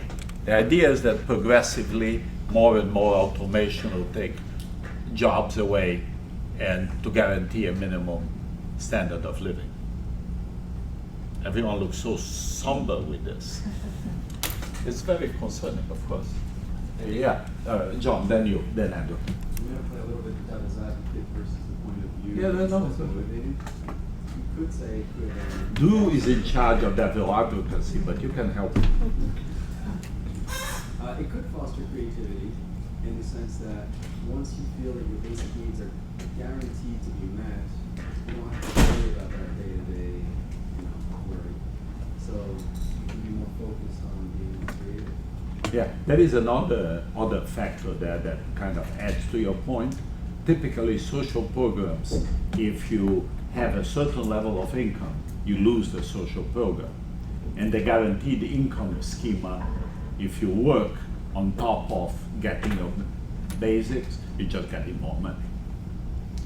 Okay, so that's a counter argument to say that makes you not wanting to work. Yeah, they are running experiments. We'll know eventually what the reaction are in certain countries, yes. I mean, you're if you're working, this money is indirectly coming from you anyway. So when you want to just keep the money that you earn instead of paying like higher taxes in order to support a program like this. Good point. Good point. Yeah, there are 300 million people in the United States. Let's suppose you give, I actually don't know if they are planning this for a family or per person, but if you give for the 300 million persons in the United States, give them $10,000, it's 300 billion, $3 trillion. And the social programs in the US don't cost that much, cost a little bit less, I think. I don't remember exactly, but it's in that magnitude. The US government has only a little money to use. The rest of it is tied up in programs of this sort. And also, do you see that like it's pretty real? Because in Korea, I read like an article a couple of days ago. People were interviewing like some like mid-range managers or some people who work for like a company for 20, 30 years. They all like in the past they all thought that they can, after they leave the company, they can go to lower companies or smaller companies. But nowadays, what companies are doing right now is trying to lay off people without creating social unrest. So basically, like it's going to be a big problem eventually. Like unemployment rates will go up, and some people at the top will still gonna make a lot of money. So we'll see a lot more, I think, wage differences. So maybe having that would solve some of the social problems that may cause unemployment. That article in The Economist that I sent you to read talks a little bit about that, and basically, I'm going to show you a video. I'm going to give you a break, but I'm going to show you a video. It's called the March of the Machines, and it's that guy that I showed you, McAfee and Vzoshan, talking to 60 Minutes. It's about 4 years old. I still like to show it. It's really, it's thought-provoking. We're going to talk about that. I'm just going to finish the slides. But I think the answer to impact of wage distribution is that we already have an effect going on whereby the poor get poorer and the rich get richer. The Gini index is getting worse in the United States. Okay, and to grasp the impact of technological automation, we structured, that's McKinsey, our analysis around 2,000 distinct work activities, occupation, retail, sales, food, teachers, health practitioners, activities, greet customers, answer questions, clean and maintain work area, etc. Capabilities, social, emotional, sensing. They talk a lot about, in this article, about an employee has empathy. And therefore, the client talks to an employee instead of a computer, he gets empathy, and there is some value to that. Okay, so now they are trying to develop computers with empathy. Well, not really, but pretending to have empathy. Okay, because you make a buck. That's why you do things. And the article is in the Blackboard. The hourly wage rate alone is not a strong predictor of automatability, despite some correlation between the two. File clerks, 80% automatable. Landscaping and groundkeeping workers are not so automatable. Chief executives, maybe 20% automatable. Accountants and auditors fall around here. Okay, I have the article. These slides are posted, but I'll post them again. Except I just want to make you think a little bit about this. Hi everyone. We're going to give our presentation on VR. I know we've talked about it a little bit in class already, but we're going to go into a little more depth. So to start, I'm just going to give a quick history of VR that we might not realize that was VR in the past. So the first simulator of VR was invented by Edward Link in 1929. This is the first example of a flight simulator. It had a small motor in it that kind of mimicked the turbulence and the disturbance that a pilot could face. So I don't know about you guys, but when I always thought of virtual reality, I always pictured like the first use of it was in gaming, but it was actually for military training. And then second one that we have is Viewmaster. I don't know about you guys, but I grew up with this. I played with it all the time when I was little. And this is actually a form of virtual reality. Me too. And and you would put the slides in, and, press the button, it would change. And yeah, I didn't even know it at the time, but I was playing with virtual reality headset. In the middle with the picture. Exactly. Yeah. Exactly. And then in 1950, it gets a little more complex with Morton Hellig's Sensorama. This actually was, he was a cinematographer and he developed an arcade-style theater. And it simulated more than just sight and sound. It also had fans in it that would, project wind if you were in a windy scene, or smell generators, and it had a vibrating chair. Some of his films included Motorcycle, Belly Dancer, Dune Buggy, Helicopter, I'm a Coca-Cola bottle, and it was actually I'm a Coca-Cola bottle. I'm a Coca-Cola bottle, and this one's pretty funny. A date with Sabina, so you could simulate being on a date with a girl.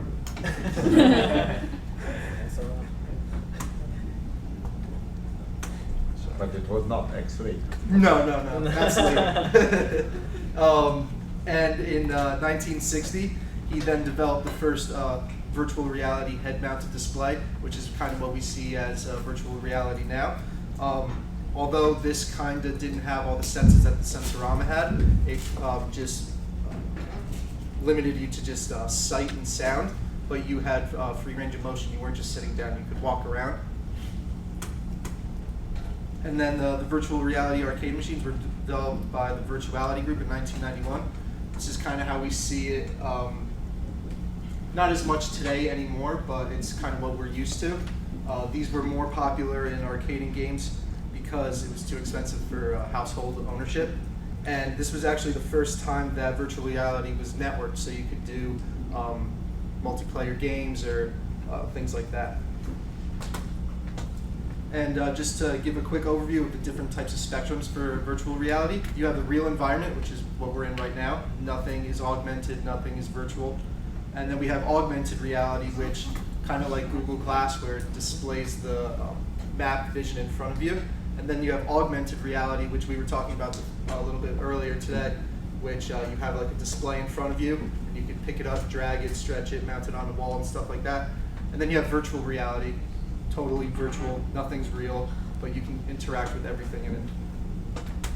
Now I'm going to pass it over for hardware to Tony. And I will introduce nowadays in the market the hardware virtuality hardware. There are six master hardware on the market.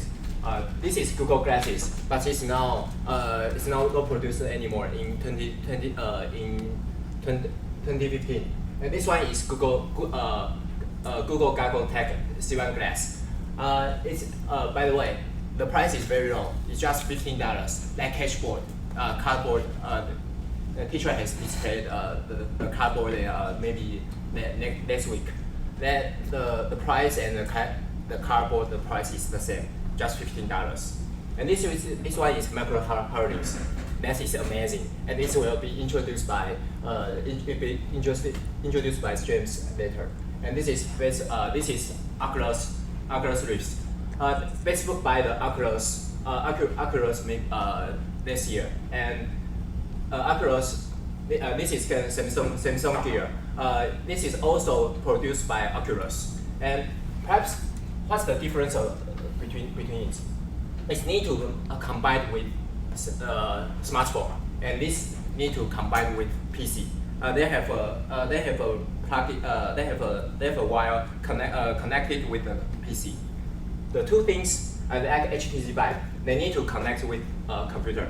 You see it's a wire. It need to connect with computer, PC, and the two things need to combine with a smartphone. You can see this one, but the two things, Google Glass and Micro Holdings, they don't need to connect anything. They are computer. They are computer. They are whole of things, CPU, GPU, and all the things just in the glass. And they don't. And you can mobile and you can take out just like smartphone. I think we partly think the two things will dominate the market, and in the future we will use this one or this one. Yes. And have other things like joysticks, data gloves, and data suits, and graphic cards. But nowadays, this future, we don't need joysticks, we don't need data gloves, we need data suits. So we just because nowadays the glasses can sense the hands. Don't need to buy glass. You just use your mouth. Communicate with your glasses. You just like talk to your machines, and your machines will know how to what's your meaning. Just like Siri, just like Microsoft has like a Siri, just like it's called Cortana. Yes, she will know what's your content, what's your order, and these things will not know anymore, and it will introduce we will introduce our operation system, and it will introduced by James. Okay. As Tony was saying, Microsoft and Google sort of have what we thought was the dominating operating systems. And so I'm going to show 2 videos which compare the two.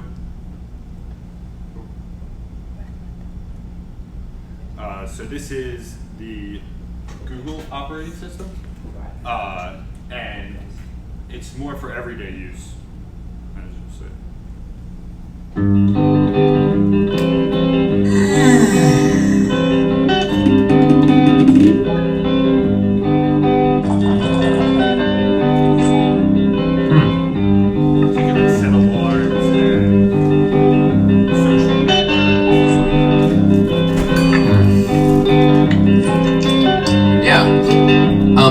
Meet me in front of Strand Books at 2.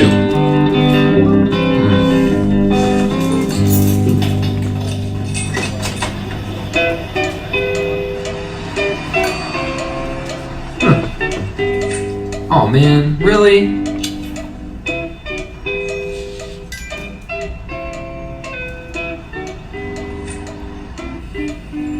Hey there, guy. Hey there, little guy. Sweet. Remind me to buy tickets for Monsieur Gano tonight. Where's the music section?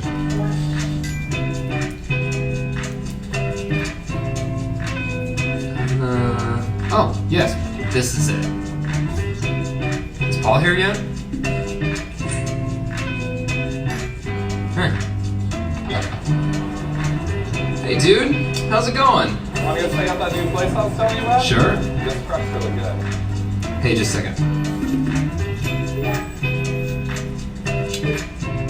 Cool. Good to see you again. Thanks, man. Got new plates, not City. See you, dude. Whoa, cool. Take a photo of this.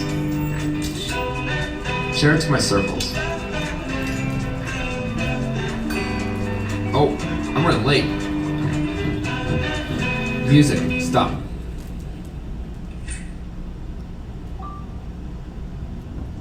Hi, what's up? Hey, Hey. you want to say something cool? Yeah, sure. Is that a ukulele? Yep. Okay, here goes.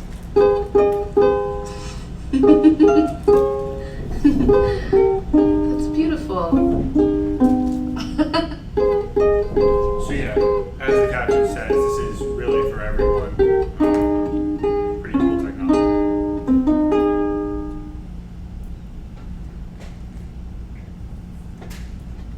And in contrast, you have the Microsoft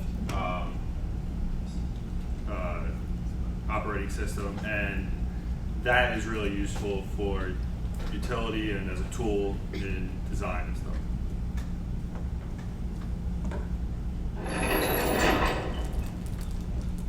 Penny walks in, on location.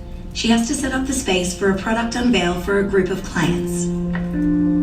Enter Microsoft HoloLens, the world's first untethered holographic computer. The device maps the room in order to construct a digital map of the space, allowing Penny to fill the room with holograms. What you see here is next-generation hand tracking. Penny moves the holograms throughout the room in real time and space. The boxes react using physics-based simulations, just like they would in the real physical world. This may be a bad time, but the plan is on another flight. We're so not ready. Should we start to panic? Not yet. Just bring the team in, please. Windows brings spatial sound, articulated hand tracking, and Samir's own hands into VR. I can see your heart how it works, but Penny needs your help. Yeah, sure thing. Just let me check out this bunker real quick. Samir, the plans are as per usual. Your sense of timing is just awesome. カイさん、ペニーが呼んでいますけど。今すぐ行くって伝えて。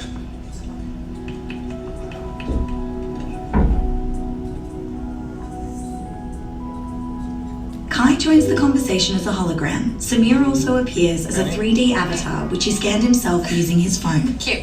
I tried. So, how's it coming? It's not. This is the flagship store. It's gotta be unforgettable. Yeah. Not exactly blowing my hair back. Yeah, the space is driving me nuts. All right. How about a change of scenery? Even like auditing and stuff has seen. Welcome to Think Club. Imagine the web of the future, where you can draw inspiration from the cloud, in 3 dimensions and all around you.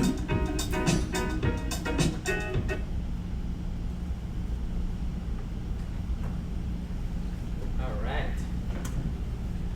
Wasn't the video amazing? So, I think it relates to what Professor was saying earlier. Is that an art or not? But as you can see, obviously there is a human input in there. So, we could call that an art, but it's debatable. But anyways, for me, I'm going to talk about the current market situation with the VR. Right now, it's about $38.9 million. It's still early stage at this moment. Right now, a lot of the devices are not out except for the Samsung Gear and Cardboard. They are the ones that are out on the market. Oculus Rift. They're out, and it's going to be really popular with all the gaming and everything. But what I am really interested in will be like the console VRs, like the Google Glass and Microsoft. It will really grow into a bigger market. And as you can see, these are some of the competition in the market. Right now, it's about this many. There's probably more, but some of them are startup companies, and a lot of them are funded by bigger companies like Google, Microsoft. Some of them got merged. So this market is really growing. It's really exciting at the moment. And as I said, this is a projection, by the way. So we're right now about at like 38 million, but now they're projecting that it's gonna grow into $80 billion industry. But then it can grow even more. And if you look at some of the market line and other sources, they are projecting that this will create more competition. The operating system market is very mature right now, but they're saying that if the virtualization software comes in, it might create more competition and growth. So we put up Apple here. We tried to get some information for Apple, but nothing was on there. Apple is very good with their information. We don't know what's going on, but what we gathered is that they are spending a lot of money on R&D in order to in VR. So pretty soon we might see a new product from Apple. I don't know what they're going to call it, IC. I'm not sure. But for now, we don't know what they have. I heard rumors that it's going to be part of it tied up to your iPhone. Okay. Because the iPhone sales have slumped. Okay. And they need something very simple. And as you see, the Microsoft will be more focusing on the commercial market because they tried to launch the Windows Phone, but then it really didn't do well. So, but they are a very heavy player in a lot of different markets like database, software, operating system. They are really big in that area. So they're going to build upon that. And when you see the video, they're focusing on productivity, commercial use, all those things. And for Google, as you know, Android phone is basically dominating the mobile market right now. And they're focusing more on like the inexpensive solutions because they're using most of their software as open source anyways. So it'll be really interesting to see how Microsoft and Google gonna compete with each other. But I think Edie's World, I think I read a report where they're saying that if the virtualization actually does happen, there's a possibility that multiple operating systems might work. So like right now we use Windows or Android, but in virtual world they're saying that you might use like multiple operating systems depending on like what you're trying to do. So that'll be kind of interesting to see. He's going to talk about some challenges. So first of all, I'll talk about some challenges. The first part is privacy.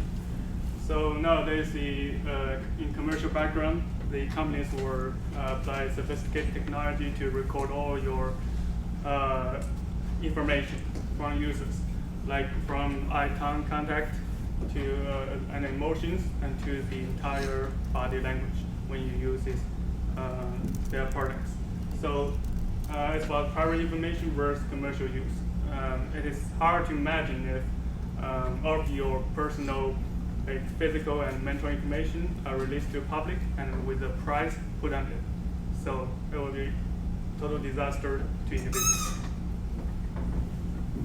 The second part, I will talk about what VR experience can do to our health.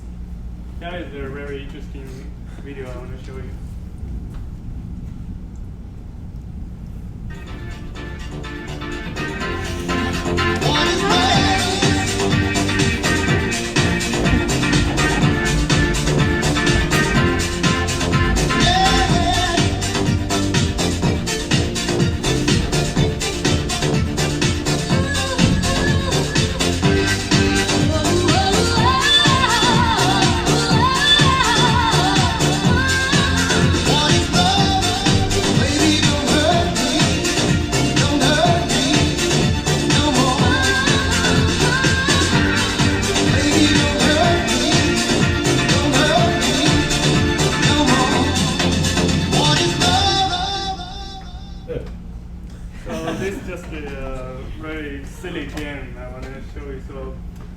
If you do the VR and you keep repeating the same action like nod and peck and shake, and you'll feel some dizzy, right?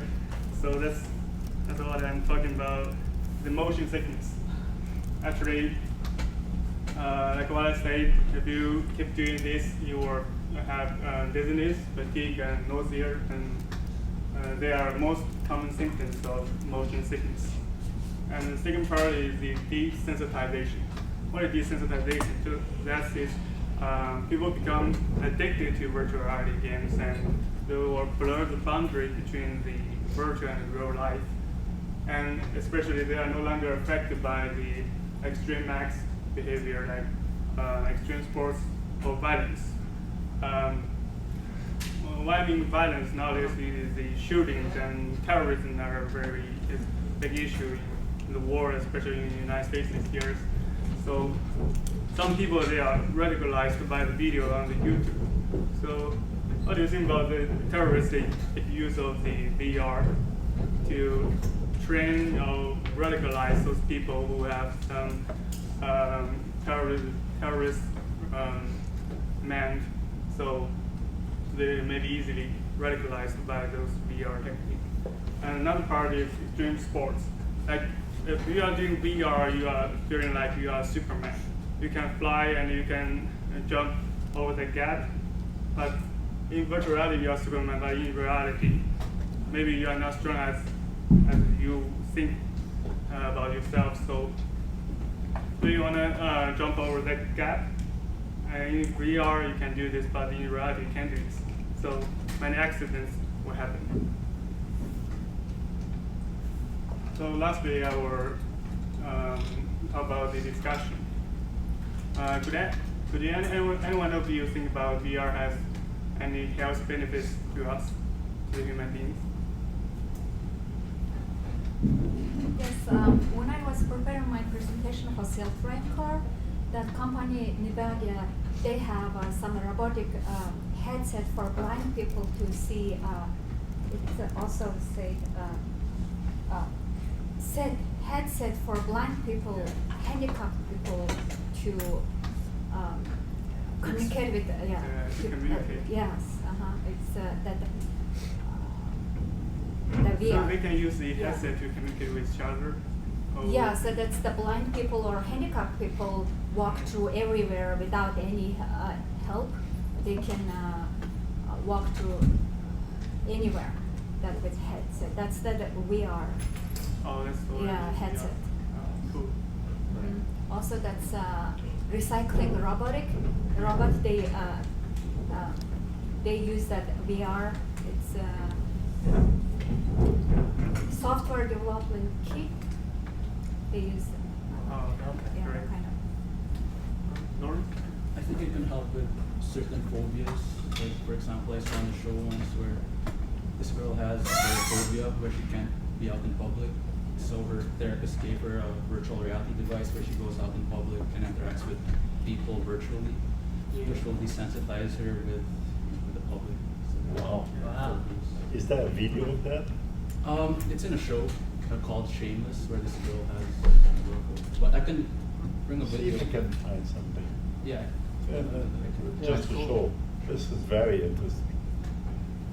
I have the same thought as Luigi. Like for some psychological or mental disease, we can use VR as like music or like environmental like therapy to help them to.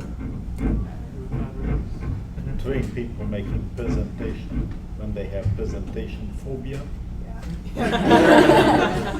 We don't know what you're talking about. Yeah, I don't think you know about it. Avi, did you have something to add? I was going to say similar. Oh, yeah.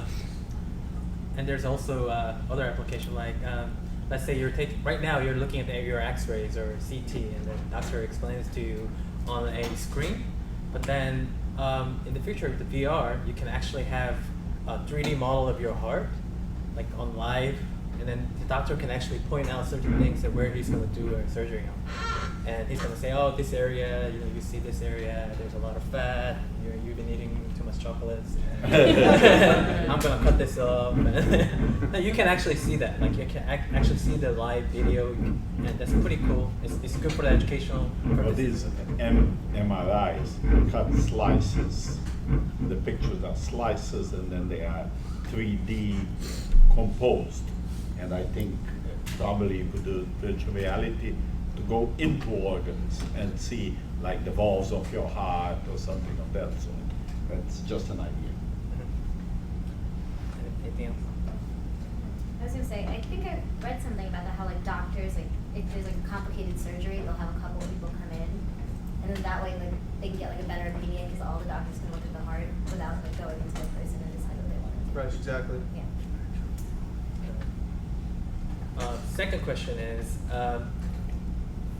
as you see on the Microsoft video, did you saw that little bubbly thing talking to you?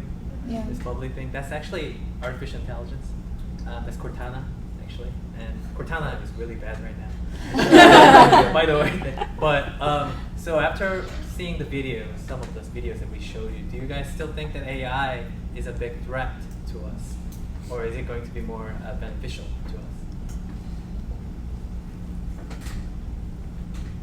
I think it has its limitations with like the motion sickness and stuff. Like I'm not gonna use it all day. I might use it for like an hour, but I can't imagine it taking over my life and really having a huge impact. I'm just not practically gonna be able to use it. Right. But how about Google Glass though? It's more augmented and it's much more lighter. Well, it's not as immersive. Yeah. So. Actually, I was just wondering, like, how, like, on the first video, the Google Glasses, like, how is he, like, clicking stuff? Like, it was like this somebody wants to talk. Like, how did he, like, accept it? Like, was he, like... A lot of the OS is based on the conversational. That's like, okay. That's what they're trying to do. So it's like nothing hands. Yeah. Like, he wasn't, like, yes, on his phone. No. So okay. in the future, I think they're trying to make everything into conversational, like all the commands and everything. But as you can see right now, it's kind of the technology I think is still kind of. I'm still trying to figure out my series right now. Yeah, I would just wonder if like people would just think you're like talking to yourself all the time. Yeah. You're like, yes, I'll be there. Like I don't know, just like with like glasses on. But the goal is to Bluetooth. have Yeah, a- Bluetooth. It's like a Bluetooth. Like you might have a headphone on or whatever. Yeah. So.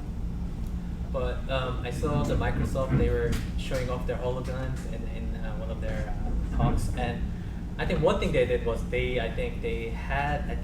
for me, I personally think they had like a commands, voice commands. So they had specific words that they wanted to say.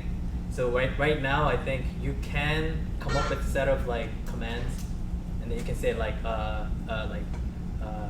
if you say like go or Zoom or like those kind of things. I think that can be done, but like in terms of like real time conversation, it will take some more time, obviously. Yeah. But granted that it is possible, do you think it's gonna help us somehow, or is AI still a threat? Oh, sorry. After you.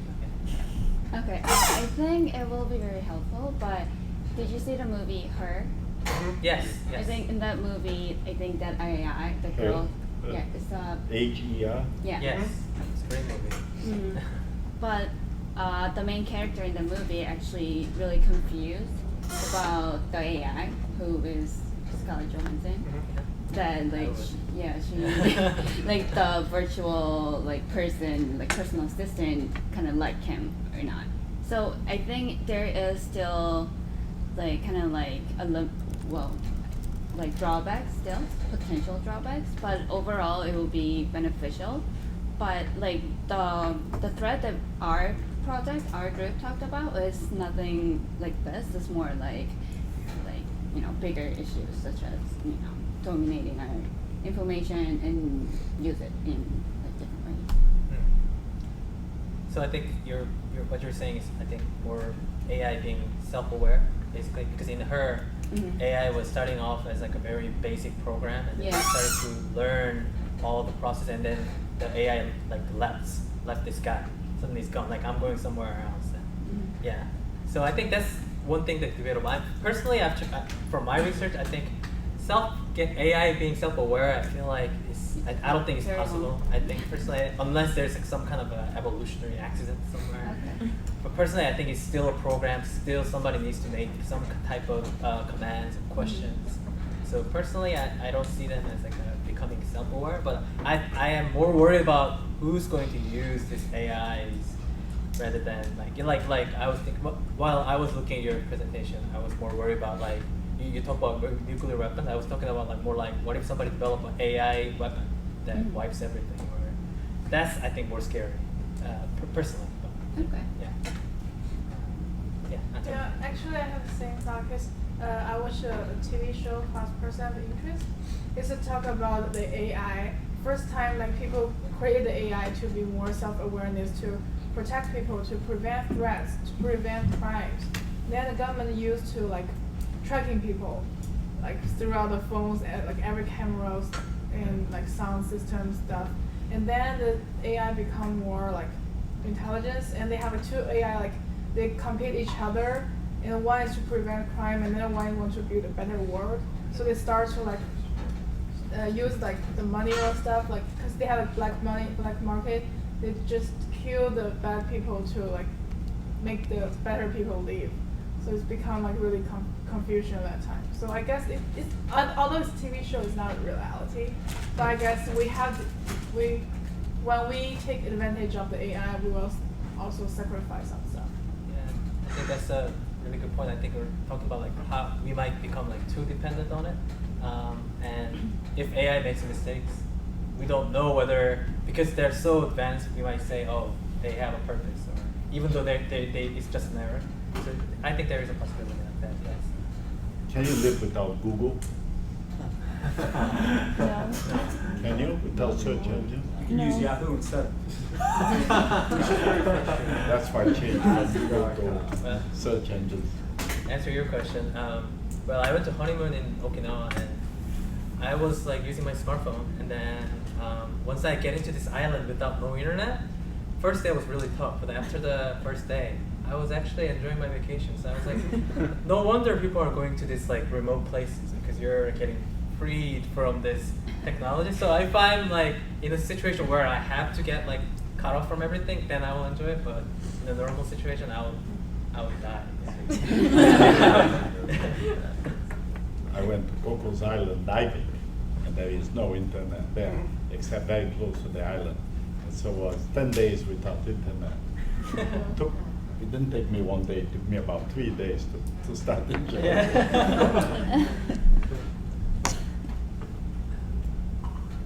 Anything else you guys want to add?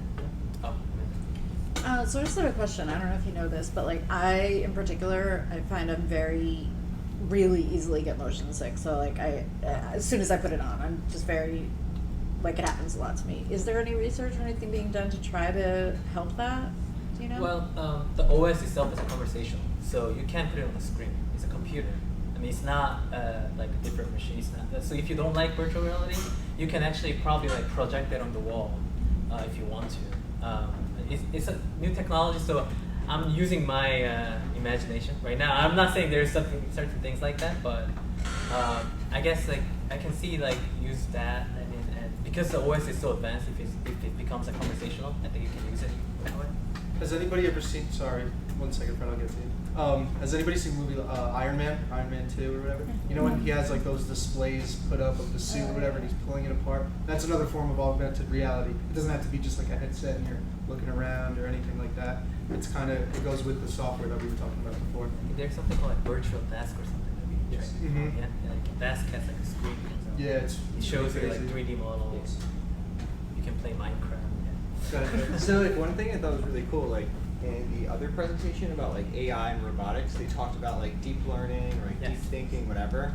I mean, I was thinking like, what would that mean with VR and deep learning? Because wouldn't the robots now, say like hypothetically speaking, a robot was able to learn based off of like a VR system? I'm not saying you could like replicate a robotic version of me, but you know, a machine now has more ways to learn about our lives. So you could have a more of a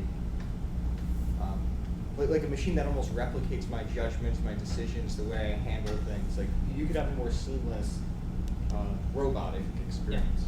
The quick answer for that is like the entire OS system is based on whatever we were talking about, big data. All those things are already incorporated into it. That's why we can have a conversation with this OS. So it's not like trying to get. I mean, you will try to gather some information from it to extract some of the preference.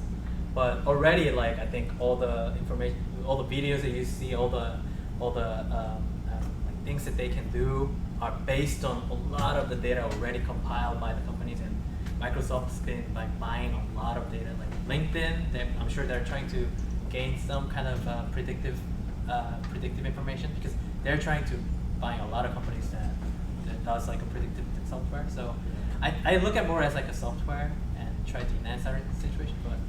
I mean, for some people like you, like I mean, there's a problem, and maybe you will feel like they are trying to act like they know, but they're actually programmed to do it. So that might create some problem a little bit. But I think this is more philosophical. So there's no right answer to it.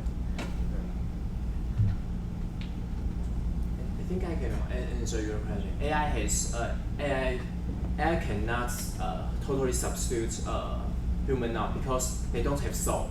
They don't have inner desire. Like they don't want to eat. They don't want to produce themselves. They don't want to produce their babies or their baby AI. And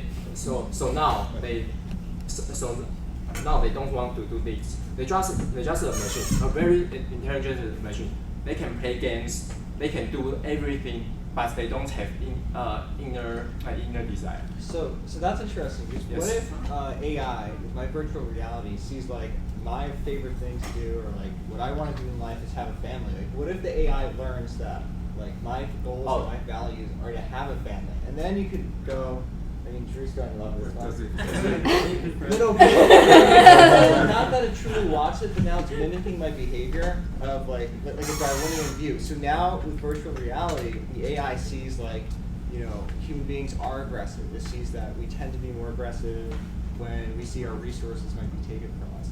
Like it's not that it wants to hurt people, but now it's learning from our own behaviors that we have to ensure our survival. So we're not coding it into it, or sorry, we're not telling it to be bad, but it's learning from us to be bad. Right? Is that what you're saying? Yeah, I'm not saying it's sentient, but I'm saying it's just copying us, which could end up creating like a machine that replicates our bad behaviors, like terrorism and. If there is no control whatsoever, let's say like if it's programmed to just learn whatever behavior that we're doing, maybe. But like I don't think that's how they're going to program it. Yeah. It is a product after all. So if there's something, that's a good point. If something wrong with their AI or some software that they're selling, it's gonna create big problem with the company. So I don't think they're gonna program it that way. But if that happens, I mean that's a big problem. I guess if AI suddenly gets out of control. Yeah, it's not getting out of control because it hates us. It's getting out of control because it's learning from our own poor behaviors. But then, at the same time, I think you will, because like we learn organizational behavior. I can't believe I'm saying this, but how much do we actually know about ourselves? Like the computer might actually create some other perspective. That's a good point. Yeah, so there's a benefit to it too. Yeah, so that's that deep learning. You're asking deep learning softwares.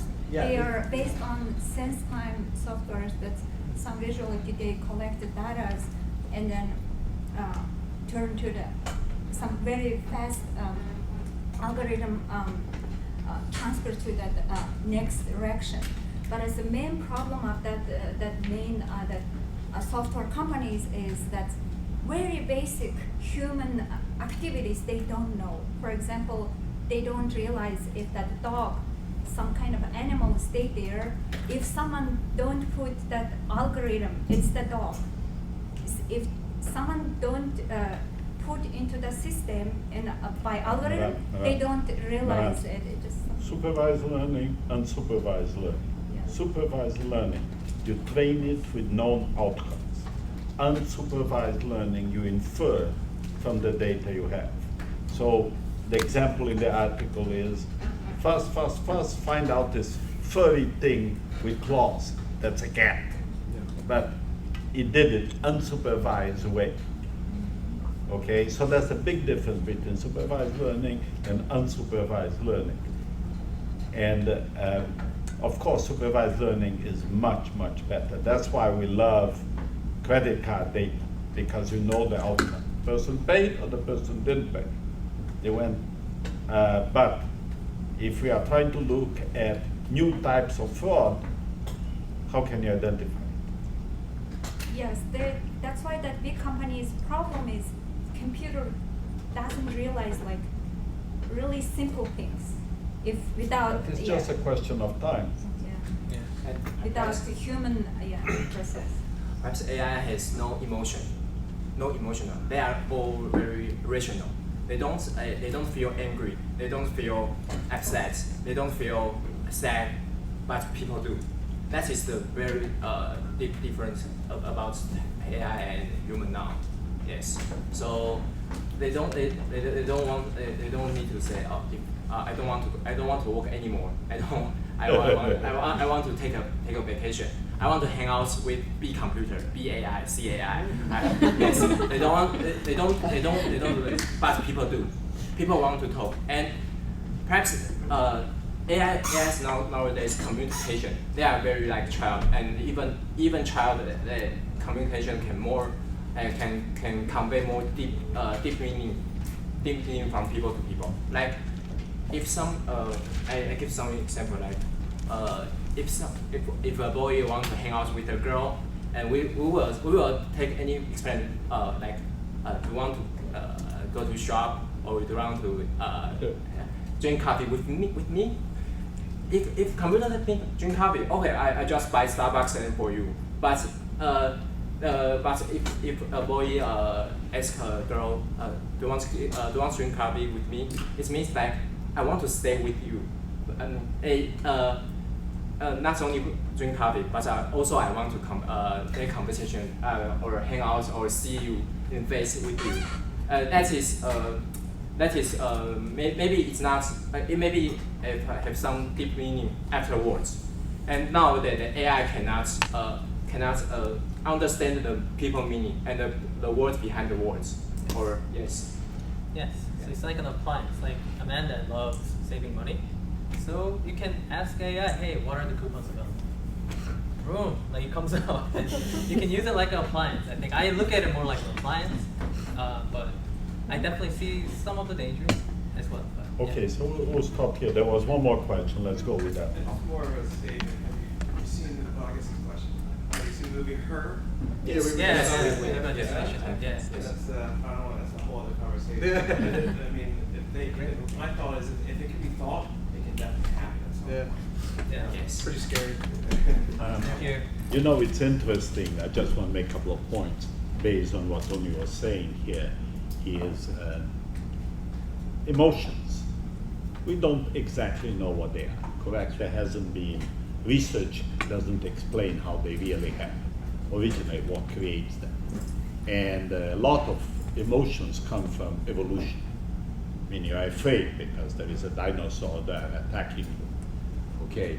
And eventually they'll be programmed into it. Maybe you won't wait for evolution for that happening. Now, second thing I wanted to mention is I just bought Amazon Echo. Have you heard of Amazon Echo? Yes. Okay, it's a gadget crazy me. Okay, and actually, first I was extremely frustrated this weekend. I'm in Long Island in the Hamptons, and my internet is barely moving. Okay, so it's because a lot of people go there in this long weekend, and the bandwidth was really occupied. The idiots, they haven't provisioned enough bandwidth. That's optimal, just for you to know. But Echo is very, Echo, the software name is not called Siri, it's called Alexa. Okay, and one of my friends is developing that. Oh, really? Yeah, he's in Boston right now. He's developing that. I was trying to think of the name, Alexa. Yeah, they have this thing in their house, and they walk in and they I say, might bring Alexa here to turn on the visit you TV, guys. Alexa, play a song, and it does anything they say. Well, it does quite a lot of things, and they integrated it with Amazon Music. So if you buy a record from Amazon and you download it from Amazon Music, it's available for Alexa. They also have a library of about 1 million titles for free. If you are Amazon, what is it called? Prime. Prime. Okay, and you know they have this little list of things you can tell. Alexa, what day is today? Alexa, where are we?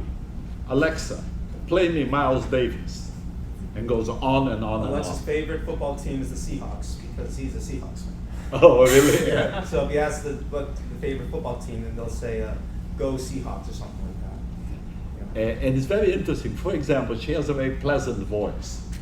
Okay, and when we developed the patterns of natural voice at Bell Labs, it was a big deal to do that. Now that's, but what I found the most interesting, oh, the other thing is Amazon designed it to be a shopping tool. So it's a lot about buying things in Amazon. It has a lot of tools. I need to lend it to Amanda for a little while to practice if we can teach Alexa to buy with coupons and things like that instead of you. But Amazon, and I'm not a big shop. I buy everything electronic. I don't go to stores. Haven't been to stores for a long time. But I'm not a big shopper. Just buy what I need and I go out, and I'm not that price sensitive either.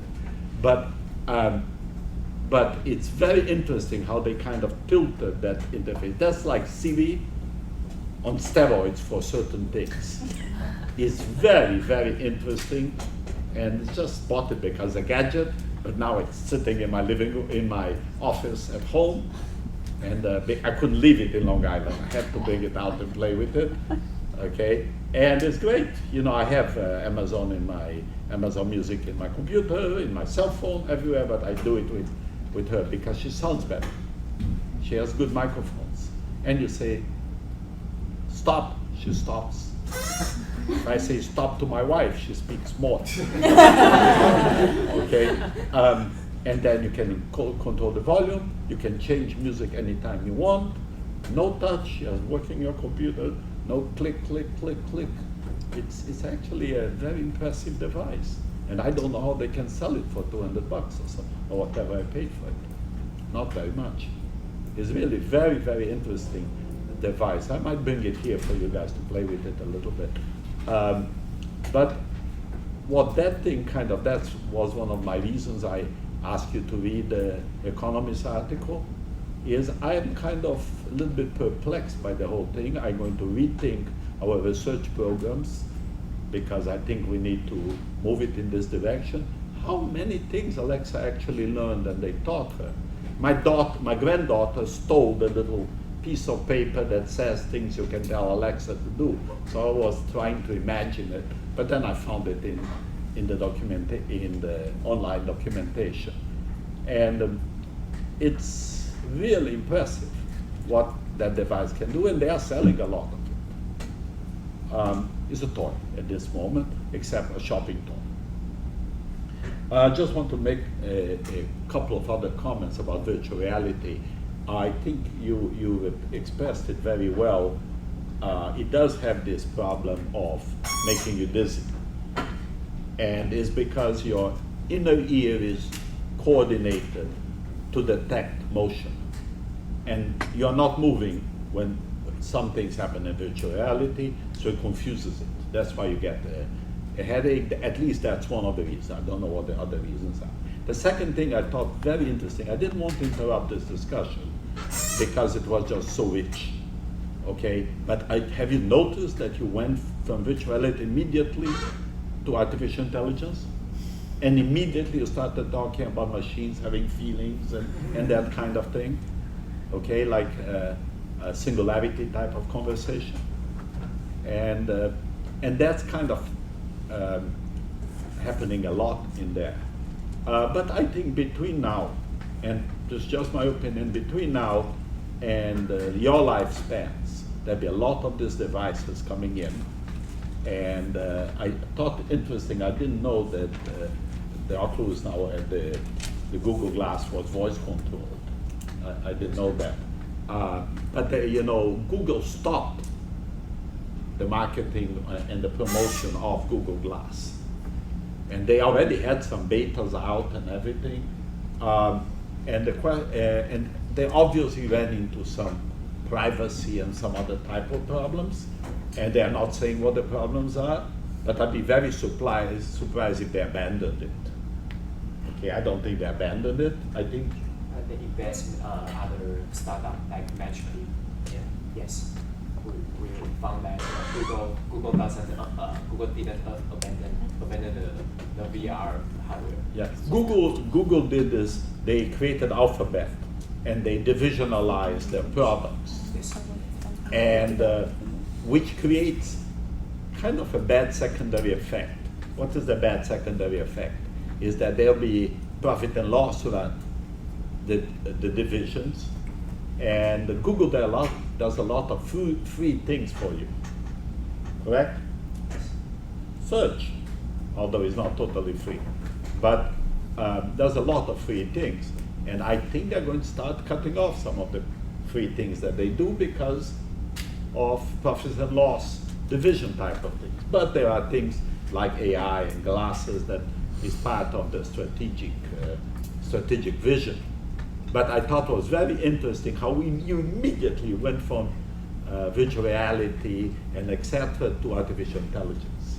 And I think that's the natural thing. I don't think that in your lifespans, although I won't be here to watch it, the kind of computer smarter than people dominating the world scenario is something to worry too much.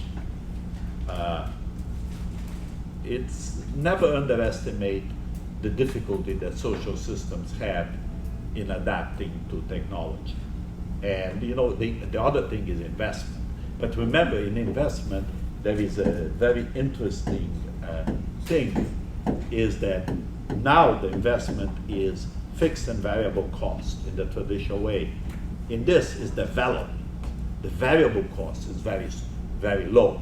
But because the variable cost is very low, you use cycles like if they were going out. Cycles is the cycles of the computer, like if they were going out of fashion.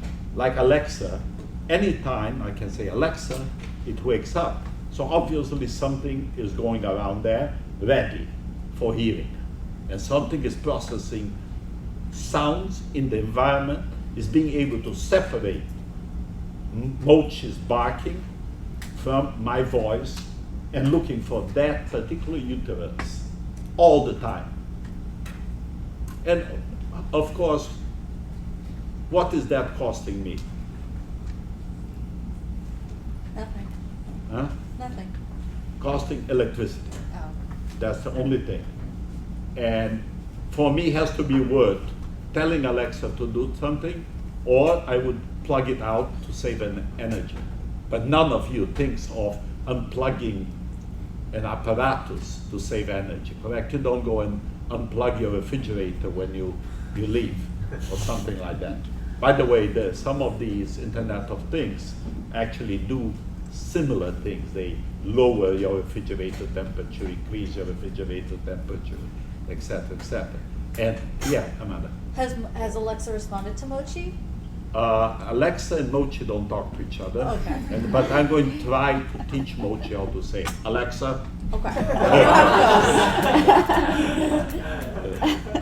But I am actually very impressed, and I was reading this Economist article. You have to read it if you haven't read it, because I'm now worried about the relevance of my research program. I need to reorient it a little bit, and I think in certain areas that I didn't expect to happen is going to happen. For example, in medicine, we had a lot of these startup things that didn't quite happen, but with that kind of computer power that they are putting together, it's, you know, they're going to look at entire scans and compare it with 100,000 other scans, and they're going to start being able to identify a lot of things. It's like the genome. The genome used to cost a lot of money to interpret it, and now you can get your genome interpreted for $1,000 or something, not even that much. Okay, thank you very much. One of the hallmarks of the 21st century is that we are all having more and more interactions with machines and fewer with human beings. Guys, can we get lost a white-collar job to downsizing or to a worker in India or China, you're most likely a victim of what economists have called technological unemployment. There's a lot of it going around, with more to come. At the vanguard of this new wave of automation is the field of robotics. Everyone has a different idea of what a robot is and what they look like, but the broad, universal definition is a machine that can perform the job of a human. They can be mobile or stationary, hardware or software, and they are marching out of the realm of science fiction and into the mainstream. The story will continue in a moment.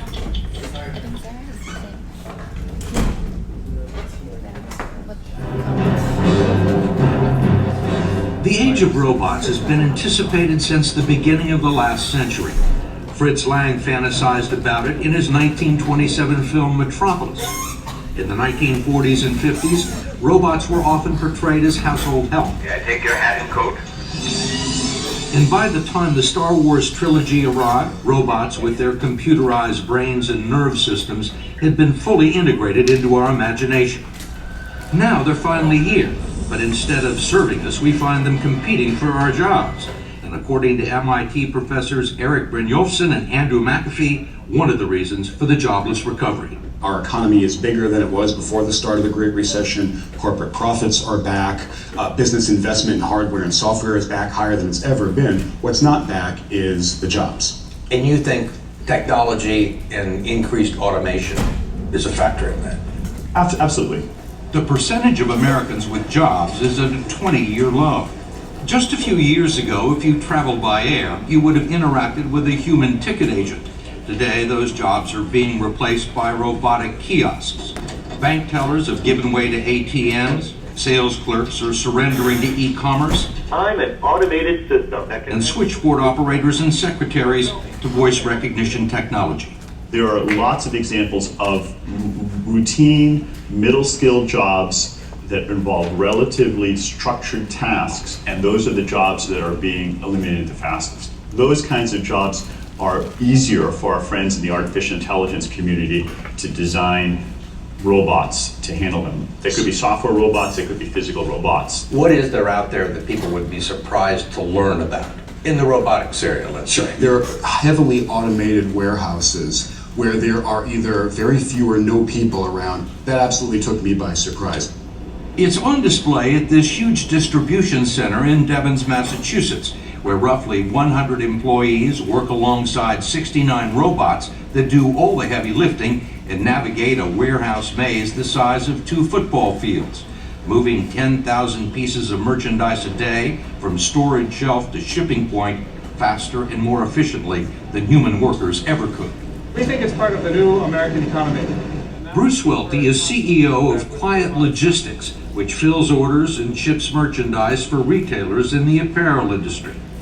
This entire operation was designed around the small orange robots made by a company outside Boston called Kiva, and can now be found in warehouses all over the country. Now this is the order that she's filling, right, on this screen?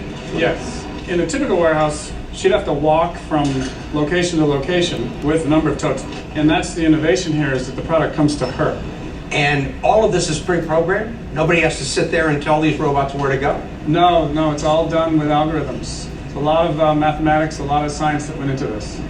Customer orders are transmitted from a computer to Wi-Fi antennas that direct the robots to the merchandise, guiding them across an electronic checkerboard with barcodes embedded in the floor panels. Once the robot arrives at its destination, it picks up an entire shelf of merchandise and delivers it to the packing station. It then speeds off to its next assignment. They know if they need to get from point A to point B and they're not carrying anything, they can go underneath the grid. We call that tunneling. So they're very smart. You'd think they'd run into each other. Yeah, you'd think that, but it never happens. If you had to replace the robots with people, how many people would you have to hire? Probably 1.5 people for every robot. So it saves you a lot of money. Yes. And it's not just going on in warehouses. El Camino Hospital in California's Silicon Valley has a fleet of robots called tugs that ferry meals to patients, medicines to doctors and nurses, blood samples to the lab, and dirty linen to the laundry. A hospital spokesman told us the tugs are supposed to supplement nurses and hospital staff, not replace them. But he also believes that robots and humans working together is the beginning of a new era. Robots are now wielding scalpels for surgeons, assisting in the most delicate operations, allowing them to see and snip their way through prostate surgeries with minimal damage. And they've begun filling prescriptions in hospital dispensaries and local pharmacies. Economic evolution has been going on for centuries, and society has always successfully adapted to technological change, creating more jobs in the process. But Eric Brynjolfsson and Andrew McAfee of MIT think this time may be different. Technology is always creating jobs, it's always destroying jobs, but right now the pace is accelerating. It's faster, we think, than ever before in history. So as a consequence, we are not creating jobs at the same pace that we need to. And we ain't seen nothing yet. The changes are coming so quickly, it's been difficult for workers to retrain themselves and for entrepreneurs to figure out where the next opportunities may be. The catalyst is something called computer learning, or artificial intelligence, the ability to feed massive amounts of data into supercomputers and program them to teach themselves and improve their performance. What's the weather like today? It's how Apple was able to create Siri, the iPhone robot. Here's the weather for today. And Google, its self-driving car. We've been amazed at how rapidly this has been happening. This is Jeopardy! IBM's Deep QA system that plays Jeopardy. We had a contest here. They played against our best MIT students, the best Harvard students we could put it up against, and not surprisingly, Watson won. And it's being used in real practical applications now on Wall Street and in call centers. Siri, millions of people are using that every day. The fact that computers can now understand and respond to human speech, the fact that they can actually generate prose of decent quality, they can drive cars, they can win at Jeopardy.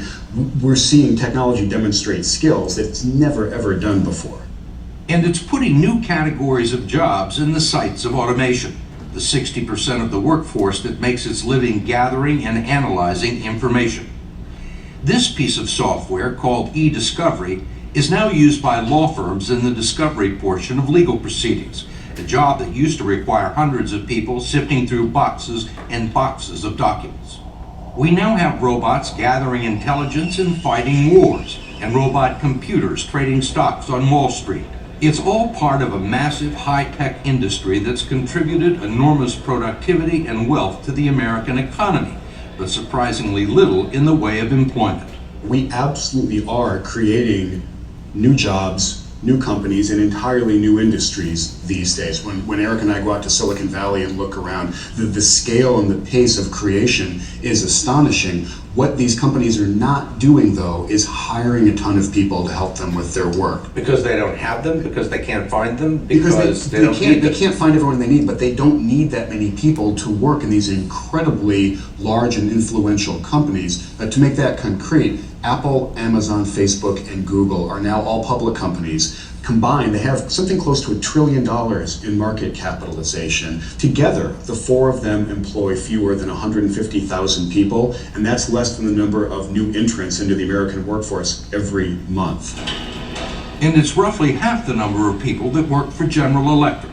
Ironically, one of the few bright spots is a modest rise in U.S. manufacturing, an early casualty of automation that is making a comeback because of it. This Tesla factory in California turns out battery-powered cars using state-of-the-art robots that can change tools and perform a multitude of different tasks, negating some of the advantages of moving jobs offshore. Annual investment by U.S. manufacturers in new technology has increased almost 30% since the recession ended, and research institutions and robotics companies funded by venture capital are constantly searching for innovations like the Roomba vacuum cleaner. Traditional robots inside factories. That was the brainchild of Rodney Brooks, a pioneer who ran the artificial intelligence lab at MIT before launching iRobot, one of the most successful robotics companies in the US. This is his latest progeny, a friendly, affordable chap named Baxter. It's meant to be able to go in a factory where they don't have robots at the moment, and ordinary workers can train it to do simple tasks. Such as? Well, a simple one is for instance, picking stuff up off a conveyor belt. So it's going to go down and find the object and grab it and bring it over and put it to another spot. Baxter costs $22,000 and can be trained to do a new task by a coworker in a matter of minutes. It can also be upgraded like an iPad with new software as new applications are developed. And when you're training it, Brooks and investors in his new startup, Rethink Robotics, see a potential market worth tens of billions of dollars and believe that Baxter could help small U.S. manufacturers level the playing field against low-cost foreign competitors. if you're using robots to compete with the simple tasks that a low-paid worker does in a foreign country, you can bring it back here and do that task here. Baxter costs 22 grand. Yep. How long does he last? Lasts 3 years. 3 years. So you can think of that as 6,500 hours. I think it works out to about $3.40 an hour. About that, yeah. Right? Yeah, yeah. $3.40, that's probably the wages of a Chinese worker. Just right? about right there now. So here, you could buy one of these robots.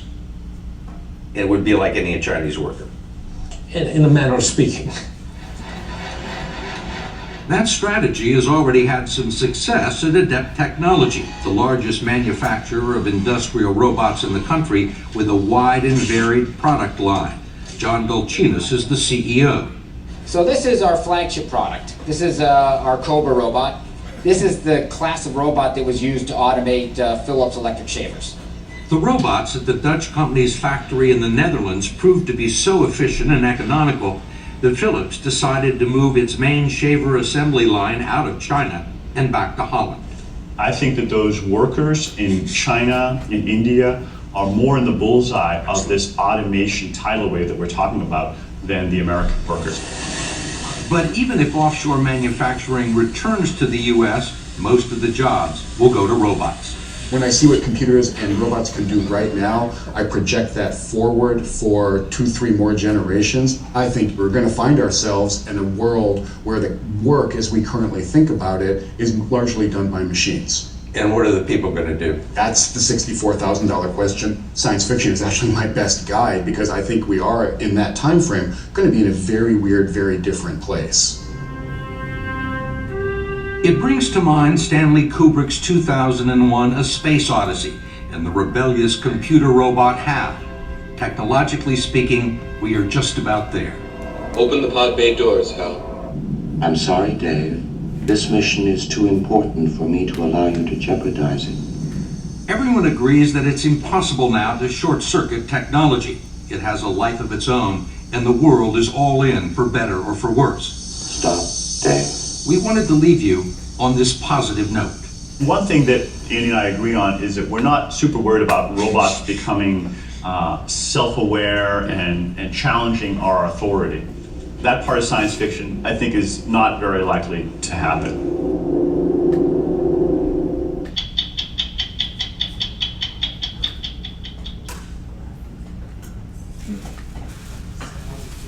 So you guys anticipated a lot of things on this film.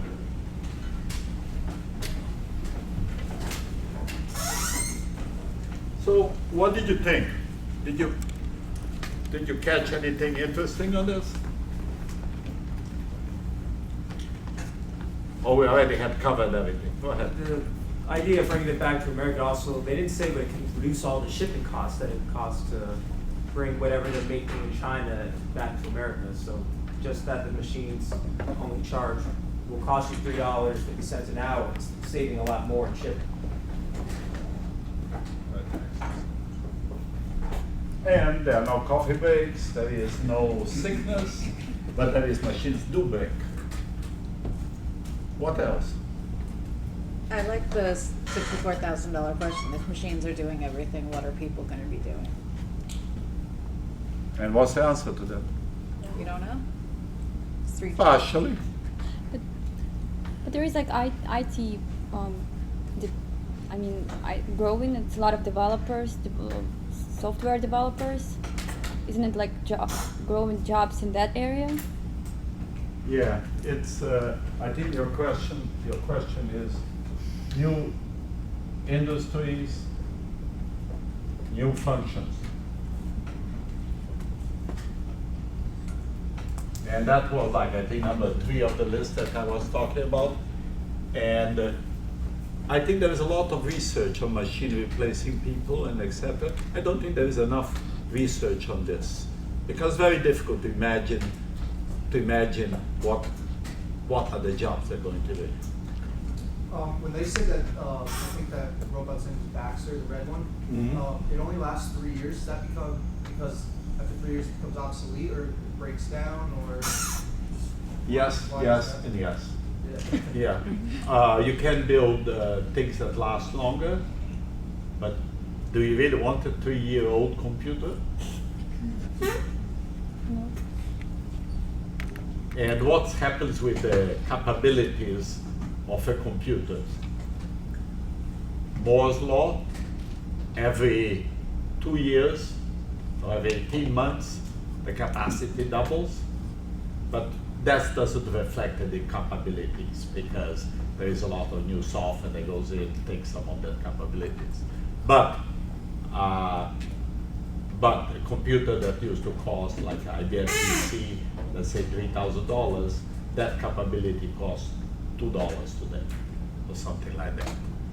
Okay, so this thing that is $3 and whatever, 50 cents an hour, similar capabilities in 5 years are going to be $1.20. Now, the one thing that is not mentioned here is that there is a huge investment in technology going on in China. They realize that the factories have to be automated, and in the modern industries, there is kind of centralized planning, and they're putting a lot of money in that. Remember last class we talked about supercomputers, and the 2 largest, strongest supercomputers are now in China with not Intel chips, but Chinese chips. So, you can't compare it exactly that way. But I think this particular variable, transportation costs, is making people try to put their factories where the consumer is. It's not only transportation costs, it's the time it takes and the logistics and etc. There is a lot of factors that affect. But I was going to say also consumer appeal, like being built in America. Oh, it's a subject. I think so. People advertise that a lot. The reason I'm going like this is I don't know how much.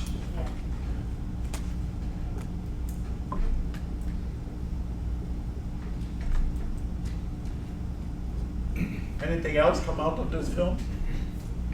Yeah. I think if you're technologically behind, I feel like you're really going to get behind. So the countries with less technology infrastructure, they're just going to fall behind even further, like Africa. So they call this the digital divide. When you have money, you get richer. When you're poor, in technology, you get behind. That's why I feel much of the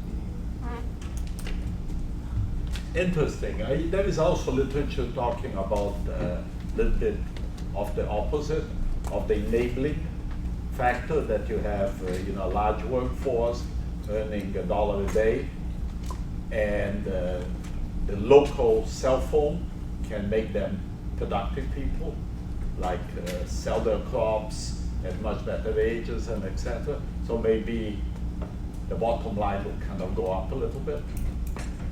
Interesting question. Anything else here in this film that caught your attention? I have a couple of videos and I'm going to show you today, see if I can do it next time, showing a whole set of different robots. And they are very unimpressive in the lab. But when you see them operating, you get very impressed with them. Yeah, I just had I don't know, I was just thinking about this video. What will happen to millions of jobs? Because the majority of people have jobs that are easy, that can be automated easily from the video. Like something that's simple, just to put something on the conveyor belt or removing it. And you're talking about the majority of people. So will this stop somewhere, or will it just This was a discussion I had earlier. You're just following up on this discussion. Is what's going to happen with the income distribution. Seems, at least what that article Economist talks about, is that at this moment the lower end jobs are not disappearing, is the middle end jobs that tend to disappear. The lower end jobs are the unstructured, unprogrammed, the ones that are very repetitive already have been automated. Like printing invoices for a utility. Is a very systematic type of job. And what's happening, the guy that puts the same screw on all the time, that's being done by robots now for a little while. Anything else you saw there that called your attention? Can we just talk about those little robots burrowing under the shelves? First, those things are around now. There are many of them. Okay, and they are selling those like hot potatoes. Now, that's a very good example of changing your process because of technology, as opposed to just adapting technology to the process. Because what's happening in that particular in that particular ordering, pick and choose type of thing, what's happening there?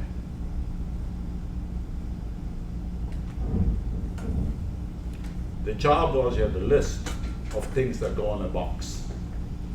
Person got up, got to the shelves, and they had already a printout saying in what shelf the thing was, picked up one, brought them back, put them in a box. They didn't carry the box with them. What's happening now? The box come to people. The box.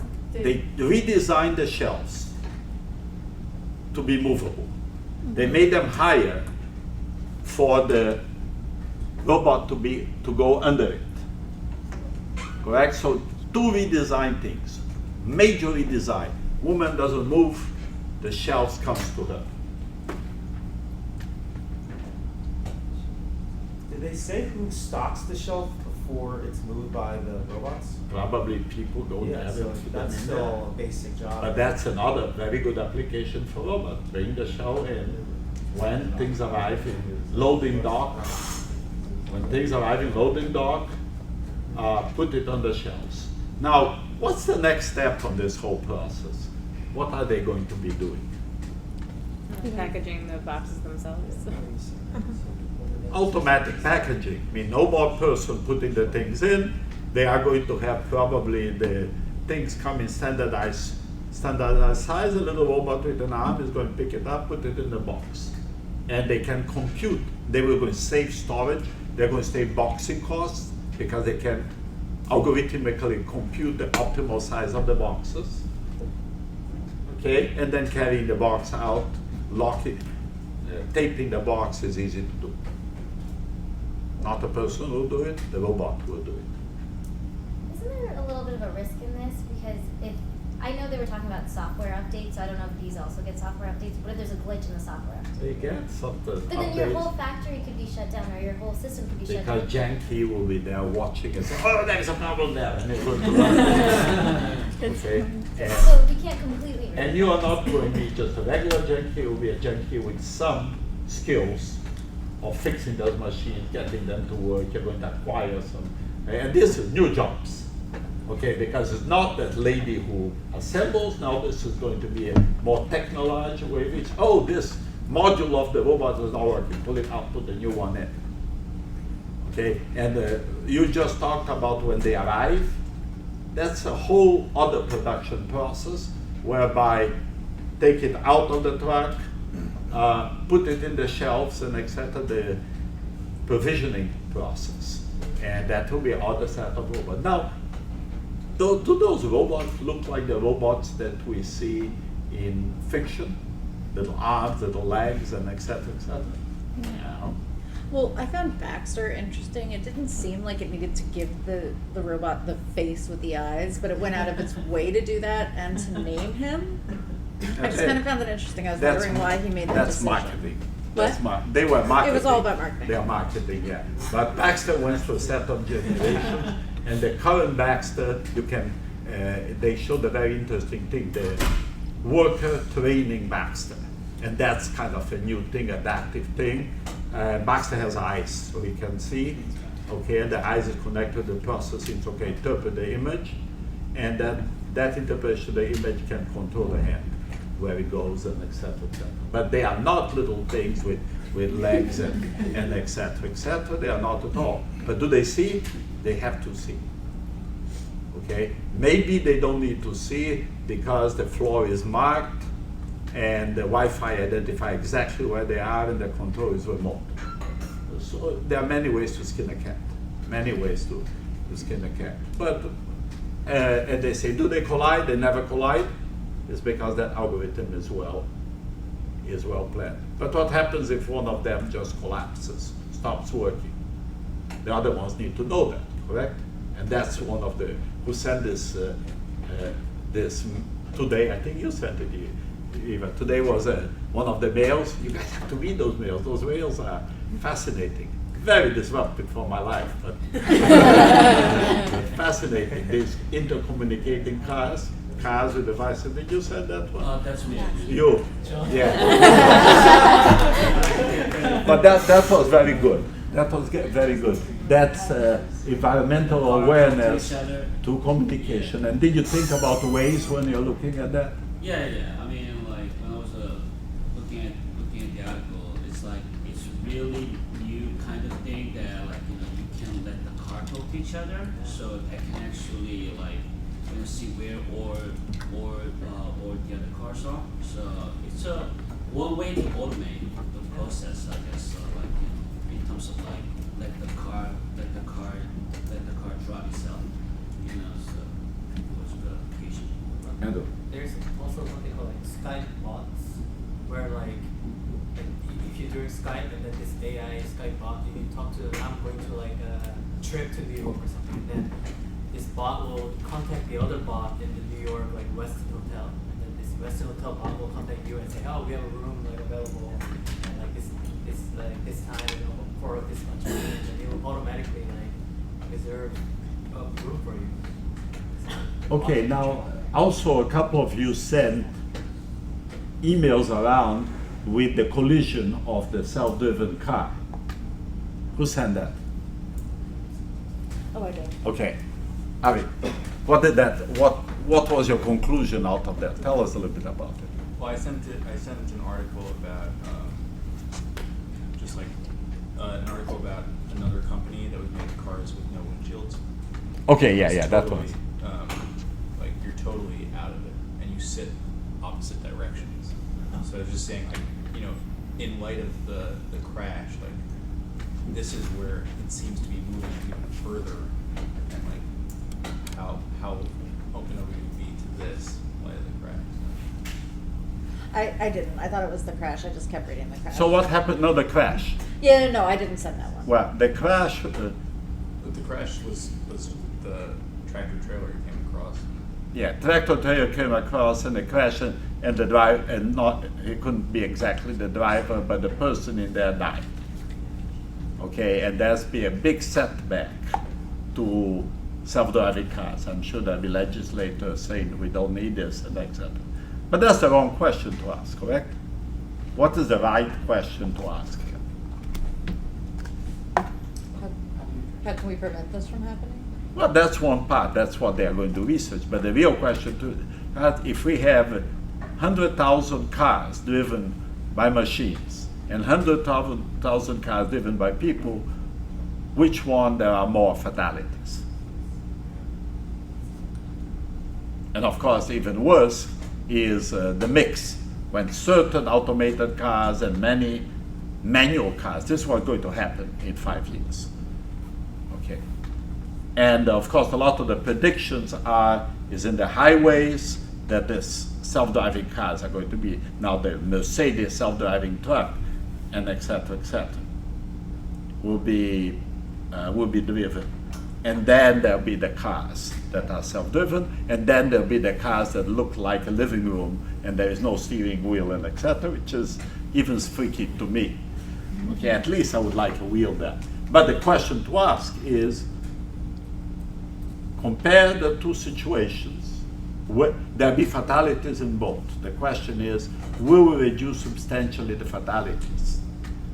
Yeah. I feel like that if there was automatic cars more like, or sorry, self-driving, it would be less, like, I don't know about everyone, but like driving here every day, the amount of people that like don't use like blinkers and like kind of like weave in and out because they're in a rush. I mean, like, I don't know how many times. How about the way person home, texting and weaving? Texting, or like, yeah, I don't know how many times on the way home it's like accident ahead, delays, whatever. It's almost daily. So, I mean, just like because it would be built in to have those safety features and be able to sense things, like they're not going to How have about like a blind if there be spot. weaving in obeying the speed limit? Oh, how can I drive at 55 and 45 and 25? Our brilliant mayor of New York City decided that all streets in Manhattan are 25 miles an hour. Just imagine what a standstill the city will go if everyone obeys that. To echo on that, 4th of July I was driving and I called the cops because there was a drunk driver on the highway. So just thinking if you could get into a car when you're drunk and have the car drive you. Yeah, they talk about cars with ignitions that you have to go like that, and they check if you are alcoholized. I'm sure there'll be bypasses on that. Andrew. I thought it was really interesting that you said fatalities, because I think kind of like airplanes, where like airplane accident doesn't happen often. Like it happens like really once in like it's really rare occasion, but then if it happens, like it's catastrophic. Fatality rates really high. So I think like it'll be interesting to see, like, for now it's like 1 for 1, I guess, like the automated car made an error and then it killed the driver. So in the future it'll be really interesting to see like how many people actually die from like the Die or get injured, Yeah. or get slightly injured, or get late to work, and then you're going to have to create an objective function. A leg is worth so much, and the arm is worth so much. I mean, that's what they do in the military, of course. Yeah. So the self-driving car and all new technologies also the hold by regulations. For example, people who make law regulations, they think people, not only people who create that kind of technologies, also that people around, for example, the self-driving car, other people have to understand, regular people have to live with that kind of new thing. That's why people are not ready to accept that kind of new technology, self-driving car. Some people like to drive cars. Yes, but it's not, it's supposed to be, lots of people have to understand, and then also that other car and the regulations for smart enough to live all together in the same time. That's why that. Well, what you are worrying there is the transition, whereby there'll be a hybrid environment, which is going to happen for decades, maybe forever, because some people will have their Ferraris and not want it to drive by itself. I gave you a little assignment. This is a perfect time to move to the group assignment. And I give you an assignment that talks about very similar things from a different angle. Okay? I was going to ask a couple of the groups to say what they found along those things. You want to start with your assignment here? No? And any one of you? Yeah. Or anyone else volunteers? Professor, I have like 3 groups, their assignments here. And I'm sure they have their own copies.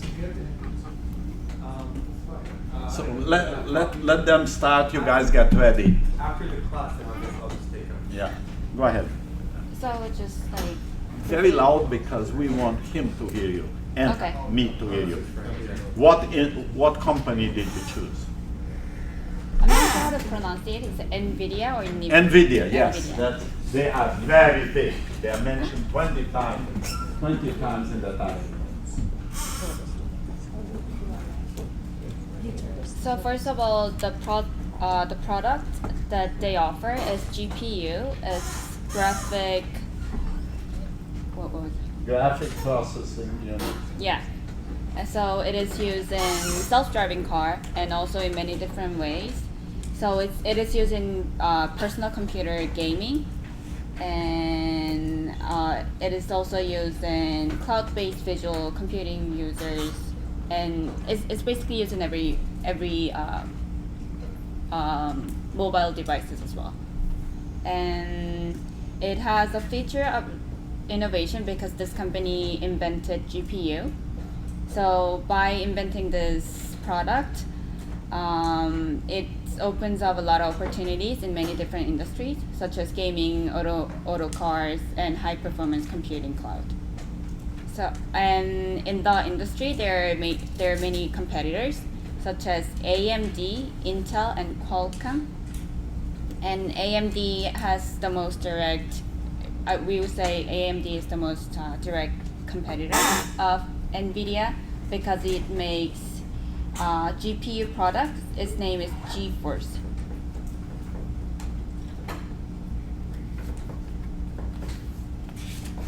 Yeah, the Intel has the next unit of computing, and the AMD has the computer power and processor. They produce it, and then also another one big competitor is Qualcomm. That's the CDMA system. Yes, now those are 3 big competitors they have, and also sorry, I can't. Yeah. But also that's the NVIDIA is really big. It's that the main 6. Is this a public company, by the way, or is it still private? It is public. Public, so Yeah. good investment idea here. Yeah. Maybe. Yeah. They are, the main market is they have deep learning softwares, and then also autonomous machines, cars, and that's including the self-driving car. But it's most of that we are softwares that are based on this autonomous machine softwares, and then also the virtual reality. Virtual reality. Yes, and then also the next one is game development programs. There's a huge amount of games. It's the 3D and lots of games that also that's based on the softwares. And then also design and visualization. That one is mostly science and research work. Those main 6 markets they work on. but it's a really huge company, and 70 that their subsidiary filials in 70 countries and big, huge social. They had a big fallout. They had a big advantage.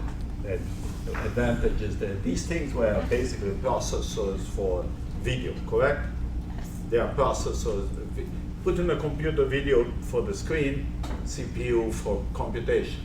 And so it was very rich computationally, different architectural design. And what happened, it discovered that this was real good for deep learning. Mm-hmm. And for deep learning, you need huge machines and millions of these things. So this has been very good. Did anyone do Uber here? Who did Uber?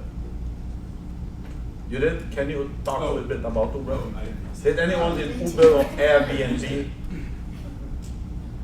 No? Okay. Then I'll reserve. Yes. I did Turo. We did Turo. It's kind of like Airbnb, but for renting privately owned cars. Speak a little bit louder. We did Turo, which is similar business model with Airbnb, but instead of renting out homes or privately owned homes or apartments, you're renting out privately owned cars. Okay. So what's their name? Turo, T-U-R-O. T-U-R-O. Oh. Turo. Okay. So tell us a little bit about that. So it offers a rental car marketplace where travelers who are looking to rent a car in various locations in the United States or Canada can reach out to car owners within the Turo network and rent their cars for a short period of time. Okay, and any regulatory obstacles? I'm looking for regulatory obstacles here. I mean, there could be insurance claims that could be coming in. Disputes between the owners and drivers, identity theft, compromised identity that could be provided for car owners, negative publicity that could come to the company if someone injures themselves using the vehicle, if it's faulty or didn't, or if they had a recall. They could run into issues with people using the contact information that's provided from the users within the network to, I guess, harm them or disrupt them. That could cause some regulatory issues. Okay, let's go to another one. What did you do? We did Pebble. Pebble. How do you spell that? P-E-B-B-L-E. What do they do? They were one of the first startups to introduce a smartwatch concept, and they did it through Kickstarter. So they had to crowdsource the funding for it. Tell us a little bit about it. Tell us a little bit about it. Well, right now, all they seem to be offering is kind of like a basic smartwatch, but at a price that's much more expensive than like an Apple iWatch. And now it seems like they're getting ready to launch. Like the Nike, I don't even know what this is. They're getting ready to launch one with more features, which includes like a health initiative and stuff. But that will be available at the beginning of next year. It can also connect to both Android. A little bit louder. Oh, it can also connect to both Android and Apple phones. Okay, so this has to have multiple compatibility. And this is actually a problem with many of these consumer utensils that are coming out, is some people have iPhones, some people don't have iPhones. Some people wanted to do it in their computer. At this moment, there is no universality of standard or platform that forces this interaction. Now, there is some degree of universality of platforms because Wi-Fi is Wi-Fi. There is a standard. So you have to kind of comply with Wi-Fi, etc. But everyone wants to own the platform, because if you own the platform, you control it and you make much more money. What else? Give me other companies here. We did Magic Leap, and right now they're Magic what? Magic Leap. Leap. Yeah. What do they do? So we kind of stuck with virtual reality hardware, but this one's different because instead of displaying the display in front of you, it displays directly on your retina. and right now they're being invested by Google and Alibaba heavily, but they don't have anything on the market now yet.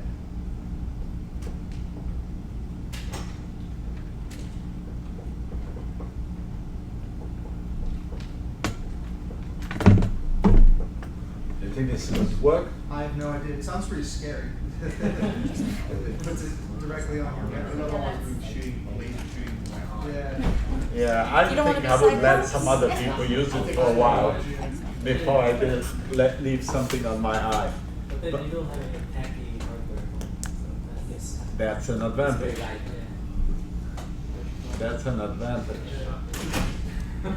Okay, what else? We did Aero Farms. How do you? AERO Farms. A-I-O? Yeah, Aero Farms. Farm. Farm. So this is more like indoor vertical farming, but this is in a new way where you basically don't need any outside light, soil, or pesticides. And what's different about this company is that they're able to use 75% less water than field farming, and they use no pesticides. So basically found like a really efficient way to farm, and there's barely any risk involved because they use old warehouses. So this is the one, this is the company that's in Newark right now. And this is a company you mentioned in Yes, the this is, presentation. yeah. Okay, what else? We did Lyft. Lyft. Yeah, L-Y-F-T. Okay. Actually, Lyft is good. It's like Uber. It's a mobile phone application that facilitates peer-to-peer ride sharing, pairing a rider with a driver. Okay. It's still privately held right now, and it was actually the first to come up with carpooling, which Uber does that now too, but they were the first ones to come up with it. Okay, I ask you if anyone did Airbnb or Uber, because I want to talk a little bit about regulation. Okay, but Lyft is actually a very good example to think about it. What is the problems with regulation that Uber or Airbnb have that are so difficult to resolve? Uber is suing everyone and is being sued by everyone. Drew, assume your duties here of skeptic. I'm not skeptical of Lyft, but like labor unions, the taxi conditions, whatever. Okay, so that's one of the Uber's problems is, are the drivers employees or not? Yeah, there's the issue with when they get in a crash, they want like help with the legal fees and everything, but like Lyft and Uber say they're just independent. You know, taxis in New York City, each one of them is an independent LLC, and with insurance of $50,000. So if they go and wreck someone, you don't even have enough for your medical coverage. Okay, my daughter had an accident in a yellow cab, and she was sitting back, of course, and the guy was speaking on the phone, driving at 80 on 7th Avenue in the late night, and lost control and hit a wall. Okay, so he wrecked himself even more than my poor daughter. And they are set up as an LLC, and the insurance only covers $50,000. And this is kind of how people go around regulations and etc. Now these guys like Lyft or Uber, what's very important for these companies like Lyft or Uber is that there be a lot of drivers, correct? And a lot of cars. Because if there are not a lot, you can go in your app there and get nothing. So economies of scale are very, very important here. And the rules are very different, meaning efficient market rules to guide an industry of a regulated medallion to something like an Uber. And who is fighting Uber most than anyone? taxis. Yeah, it's the drivers' unions and the owners of fleets. Now, what's the difference between Uber or Lyft and yellow cab fleet? You need a medallion. To be a taxi driver, you need a medallion on your car. And medallions were up to $1 million. So basically, to have a cab in New York City, you had to have $1 million medallion, and you had to have a $40,000 car, and the driver that they paid $100 a day or $200 a day.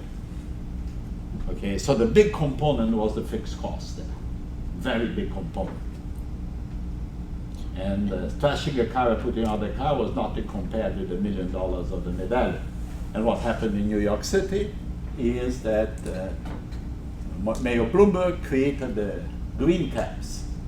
And the green cabs basically are a response for the fact that the yellow cabs concentrated in Manhattan, the other boroughs were poorly served. And because the yellow cabs, or for other reasons, the yellow cabs contributed tremendously to Mr. de Blasio's campaign, he stopped the expansion of the green cabs. But at the same time, Uber was coming up. And Uber has a very they don't have those financing costs of $1 million. So they operate much cheaper. So what else? Yeah. I think they also were prohibited in New York airport. Uber. Yeah, there is all these monopolistic things that doesn't serve anyone. New York airport, you are not allowed to come in with a New York cab, for example. It has to be a New York cab on a cab line. But you can have a limo or you can have an Uber come and get you. Oh, you are just playing with your pets. But let's just talk a little bit more about Uber. What's different between Uber and the traditional French cab or a Japanese cab or whatever? These are all the cab companies that are fighting it.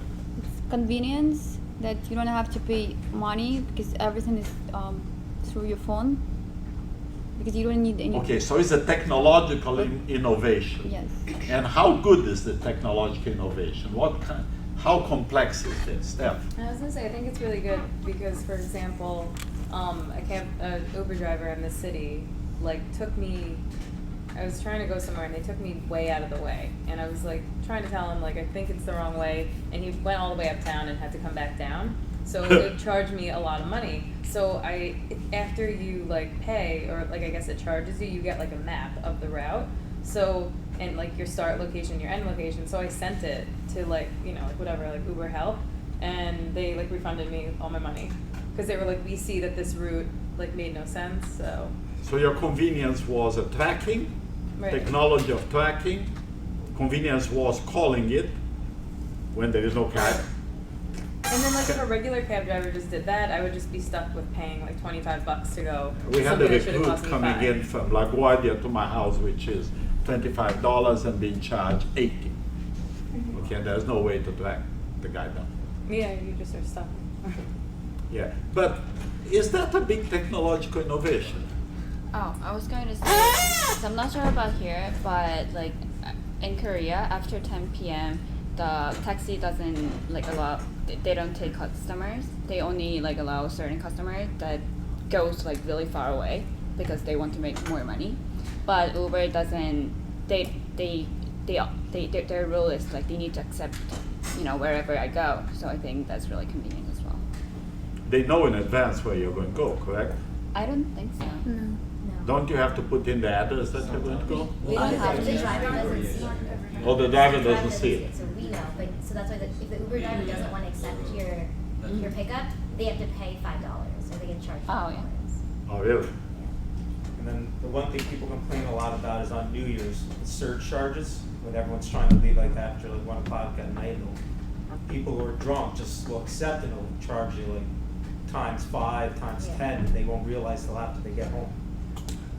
But that you can appeal, correct? No, you can't appeal that. You know it. Yeah. It tells you that the surge is People are times just 5. drunk and dumb and accept it. Well, getting a cab anyway. Drunk and dumb.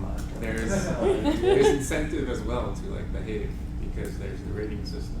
Yeah, I arrived in Penn Station last week from Washington. It was pouring rain, or a few weeks ago.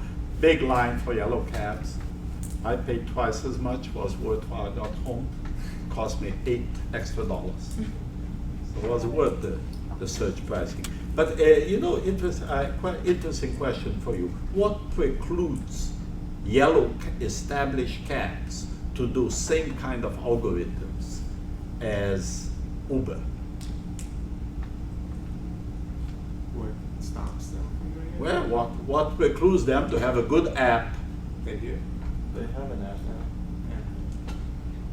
And that's the point. Is the point mean there was no innovation in this industry? Very little innovation is the ridiculous things of what yellow cabs are in New York. Very expensive because of the cost of money, really, and because of the medallions. And innovation forced change. Actually, many countries that are having all this fight against Uber, what they are doing is they are creating apps that provide that kind of service.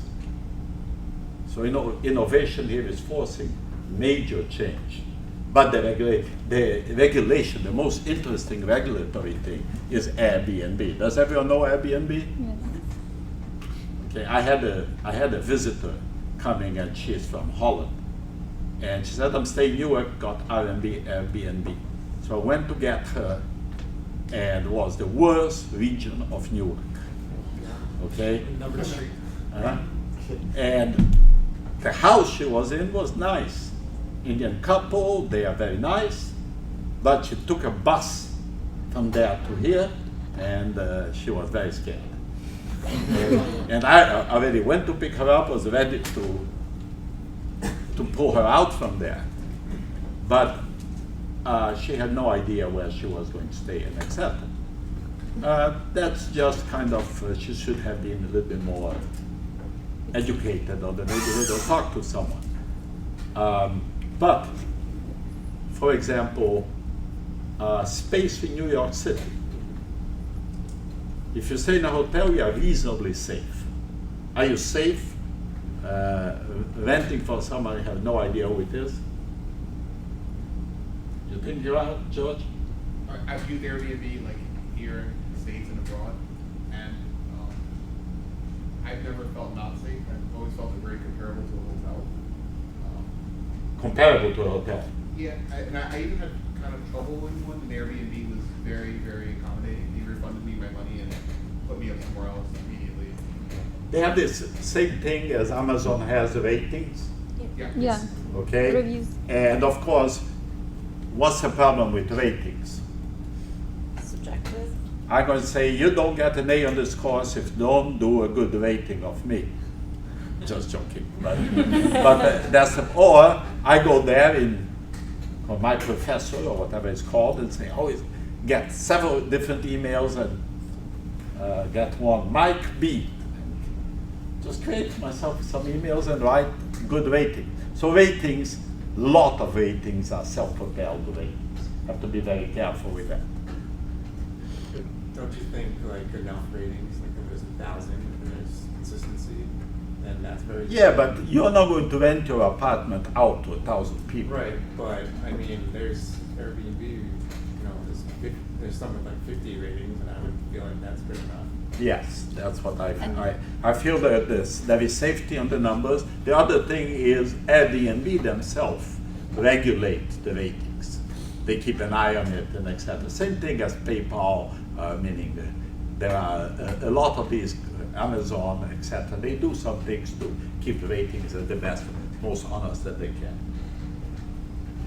I was gonna say the same thing, like Amazon, some reviews will say like a verified purchase, or like Airbnb and Uber, you have to actually have gone on a ride or rented the place to actually review the apartment. Yeah, there are methods to make this problem less blatant. But I guess I had once through something like this where I was in Peru and we were going to Lima and we got an Airbnb, and when we got into the taxi driver refused to take us to that area. And the place had great reviews, there was other people who had been there, but he said it was a very dangerous area for tourists, so he refused to let us go there. He was like, you will get shot. He's like, please go somewhere else. We saw the reviews, like obviously we didn't, so there's like a huge danger that goes with it too, because we're just not educated. So if you're just going based off of It reviews. was the same thing as my visitor. Yeah. So, Did you go there? No, we didn't. We ended up getting another Airbnb and like but nobody wrote in the review that it's dangerous area. No, so that was the tricky part, but maybe people had private drivers, so they weren't worried about walking around. So we don't know what circumstance that person came in to. Like we're college students, right? So we're doing it a little more on a budget, so we were gonna take the bus and things like that. So we just saw good ratings. We're like, of course, like this is cheap, it's good ratings, why not? You and then Antonia. You want to do first? Go ahead. Sorry, I just wonder, is that possible they can fake the rating? I mean, you can just ask your friend, like, you Yeah, can that's just what I was talking. pretend you live Yeah. here. Yeah, you can. That's the problem with ratings. Have you heard of couch surfing? Yeah. What? I did that one. Couch surfing. And it was actually worked out pretty nicely too. And ratings on that I thought were pretty genuine because they're not making money on this. Like it was a way. What is it called? It's called couch surfing. This was a while ago. Like I've gone to Sweden when I first met my wife. I'm Chinese, but she was in Sweden going to school anyway. So this story. When I went over there, we wanted to take a trip out to Olen, and to do so, we decided to look up other ways like hostels and things like that. We came across this couch surfing thing. She said she had known a friend who had done this before, and we stayed with these people. We didn't pay them anything. They don't provide board or food or anything like that. But it was really cool because it was a way to meet some new people in the area, and that was why these people did it too, is because it was a way for them to meet new people. So I actually think it might be more dangerous for them than anything, but they have background checks that are required before you can actually do this. I guess it's another form of a type of B&B, just without one of those Bs. How do they make money? They don't. They don't. This is sort of like a social networking thing, actually, but you're literally socially networking with them in person when you go there to stay with these people for X amount. We went to a club with them. It's a long time ago. We went to a club with them over there. It was pretty cool. It was a pretty cool experience. I don't forget it. And they had this really big, like whiteboard type of thing in their place. And anytime somebody stayed there, they would write a little note. And they had notes from years in the past. It's pretty cool. Now back to Uber and good. Back to Airbnb. What are the regulation issues? Let's talk New York City that Airbnb is facing. I read an article that a tenant Airbnb to another person without knowing the landlord. So this person got a lawsuit because of that. Yeah, that's the problem, is that the laws in New York City are designed for traditional hotels. And traditional hotels have a different type of problem that Airbnb leases have. And things like co-ops in Manhattan have very exclusive. You can rent out, but you can rent out only once a year. You need approval of the board. You need the whole resume of the person being rented out. It gets very, very complicated. And then from one second to the other, there's very dynamic kind of thing like Airbnb. But on the other hand, has social value, correct? People have an extra room, make some money. Okay, I know people that live out of it. But the laws don't apply very well. I think that's a problem with Airbnb, with Uber, Link, etc. All these things have to deal with anachronistic regulations that live with that. What other companies did you do? Anything interesting? You didn't do that thing that you're talking, huh? What is the one that you did? Couch surfing. House surfing. Couch surfing. No, he didn't. Yeah. Oh, you have it there. Okay. I actually want to check this. But is it still? Do they still do it then? Yeah. No, I looked at it. I know. Yeah, actually, we kind of talked I about have friends that this. are biking across the country. And Well, everyone else is like, that's what they say it's called when they kind of just crash people's houses. It's more to camp on the people's property. They can use their showers. But that's what they say. Very. So these things sound awfully dangerous, correct? But sound awfully fun too, correct?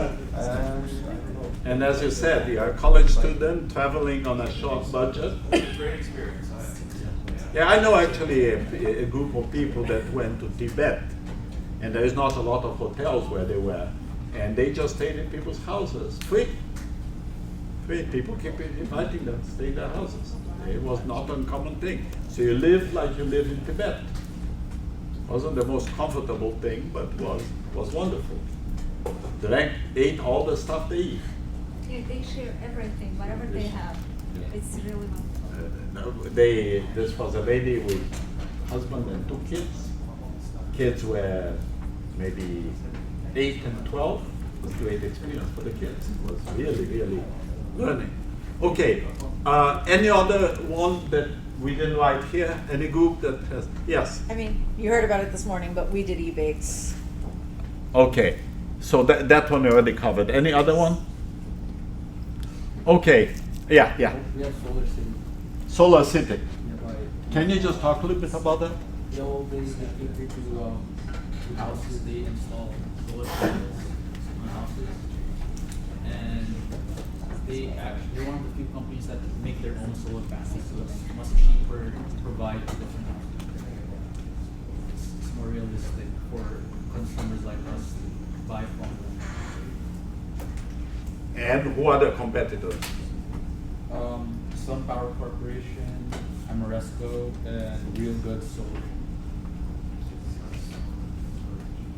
Okay, so it was very interesting. Just let's look at this overall. Did you see the wide variety of things that we covered here? And sometimes I create a comparative table. If you had to invest on one of these, which one would you invest? None? Non-council. You said that they are free, so. Probably in NVIDIA, that would be my reaction too. Yeah, when I was reading the Economist article, I immediately decided to do that. I think it's kind of cynical, but I think I'd invest in the farming for Solar City, just because of the basic need for food and energy as the population grows along the road. This is like I invested in, when the e-commerce started, I invested in Federal Express, all the DHL, all the carriers, and I got nowhere with it. I didn't lose any money, but I didn't get nowhere. It just, those stocks didn't go anywhere, infrastructure stocks. Okay, so this is actually what's happening at this particular moment, is all these old industries being resurrected by apps and different ways of doing business. Some of them, remember that S-curve that we do, that some of them basically disappearing because they didn't adapt. Other ones continuing doing things differently. And tremendous amount of investment in new things. And the other phenomenon is a lot of business with no employees, with very little number of employees. The examples that they had it in the film are, the big ones really, but there are companies that sold for $1 billion and had 50 Instagram.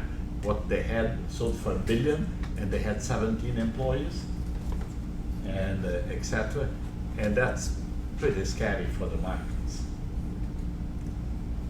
And so this is the disruption that is happening at this moment. Okay, I think I'm going to stop here and we'll start next Wednesday.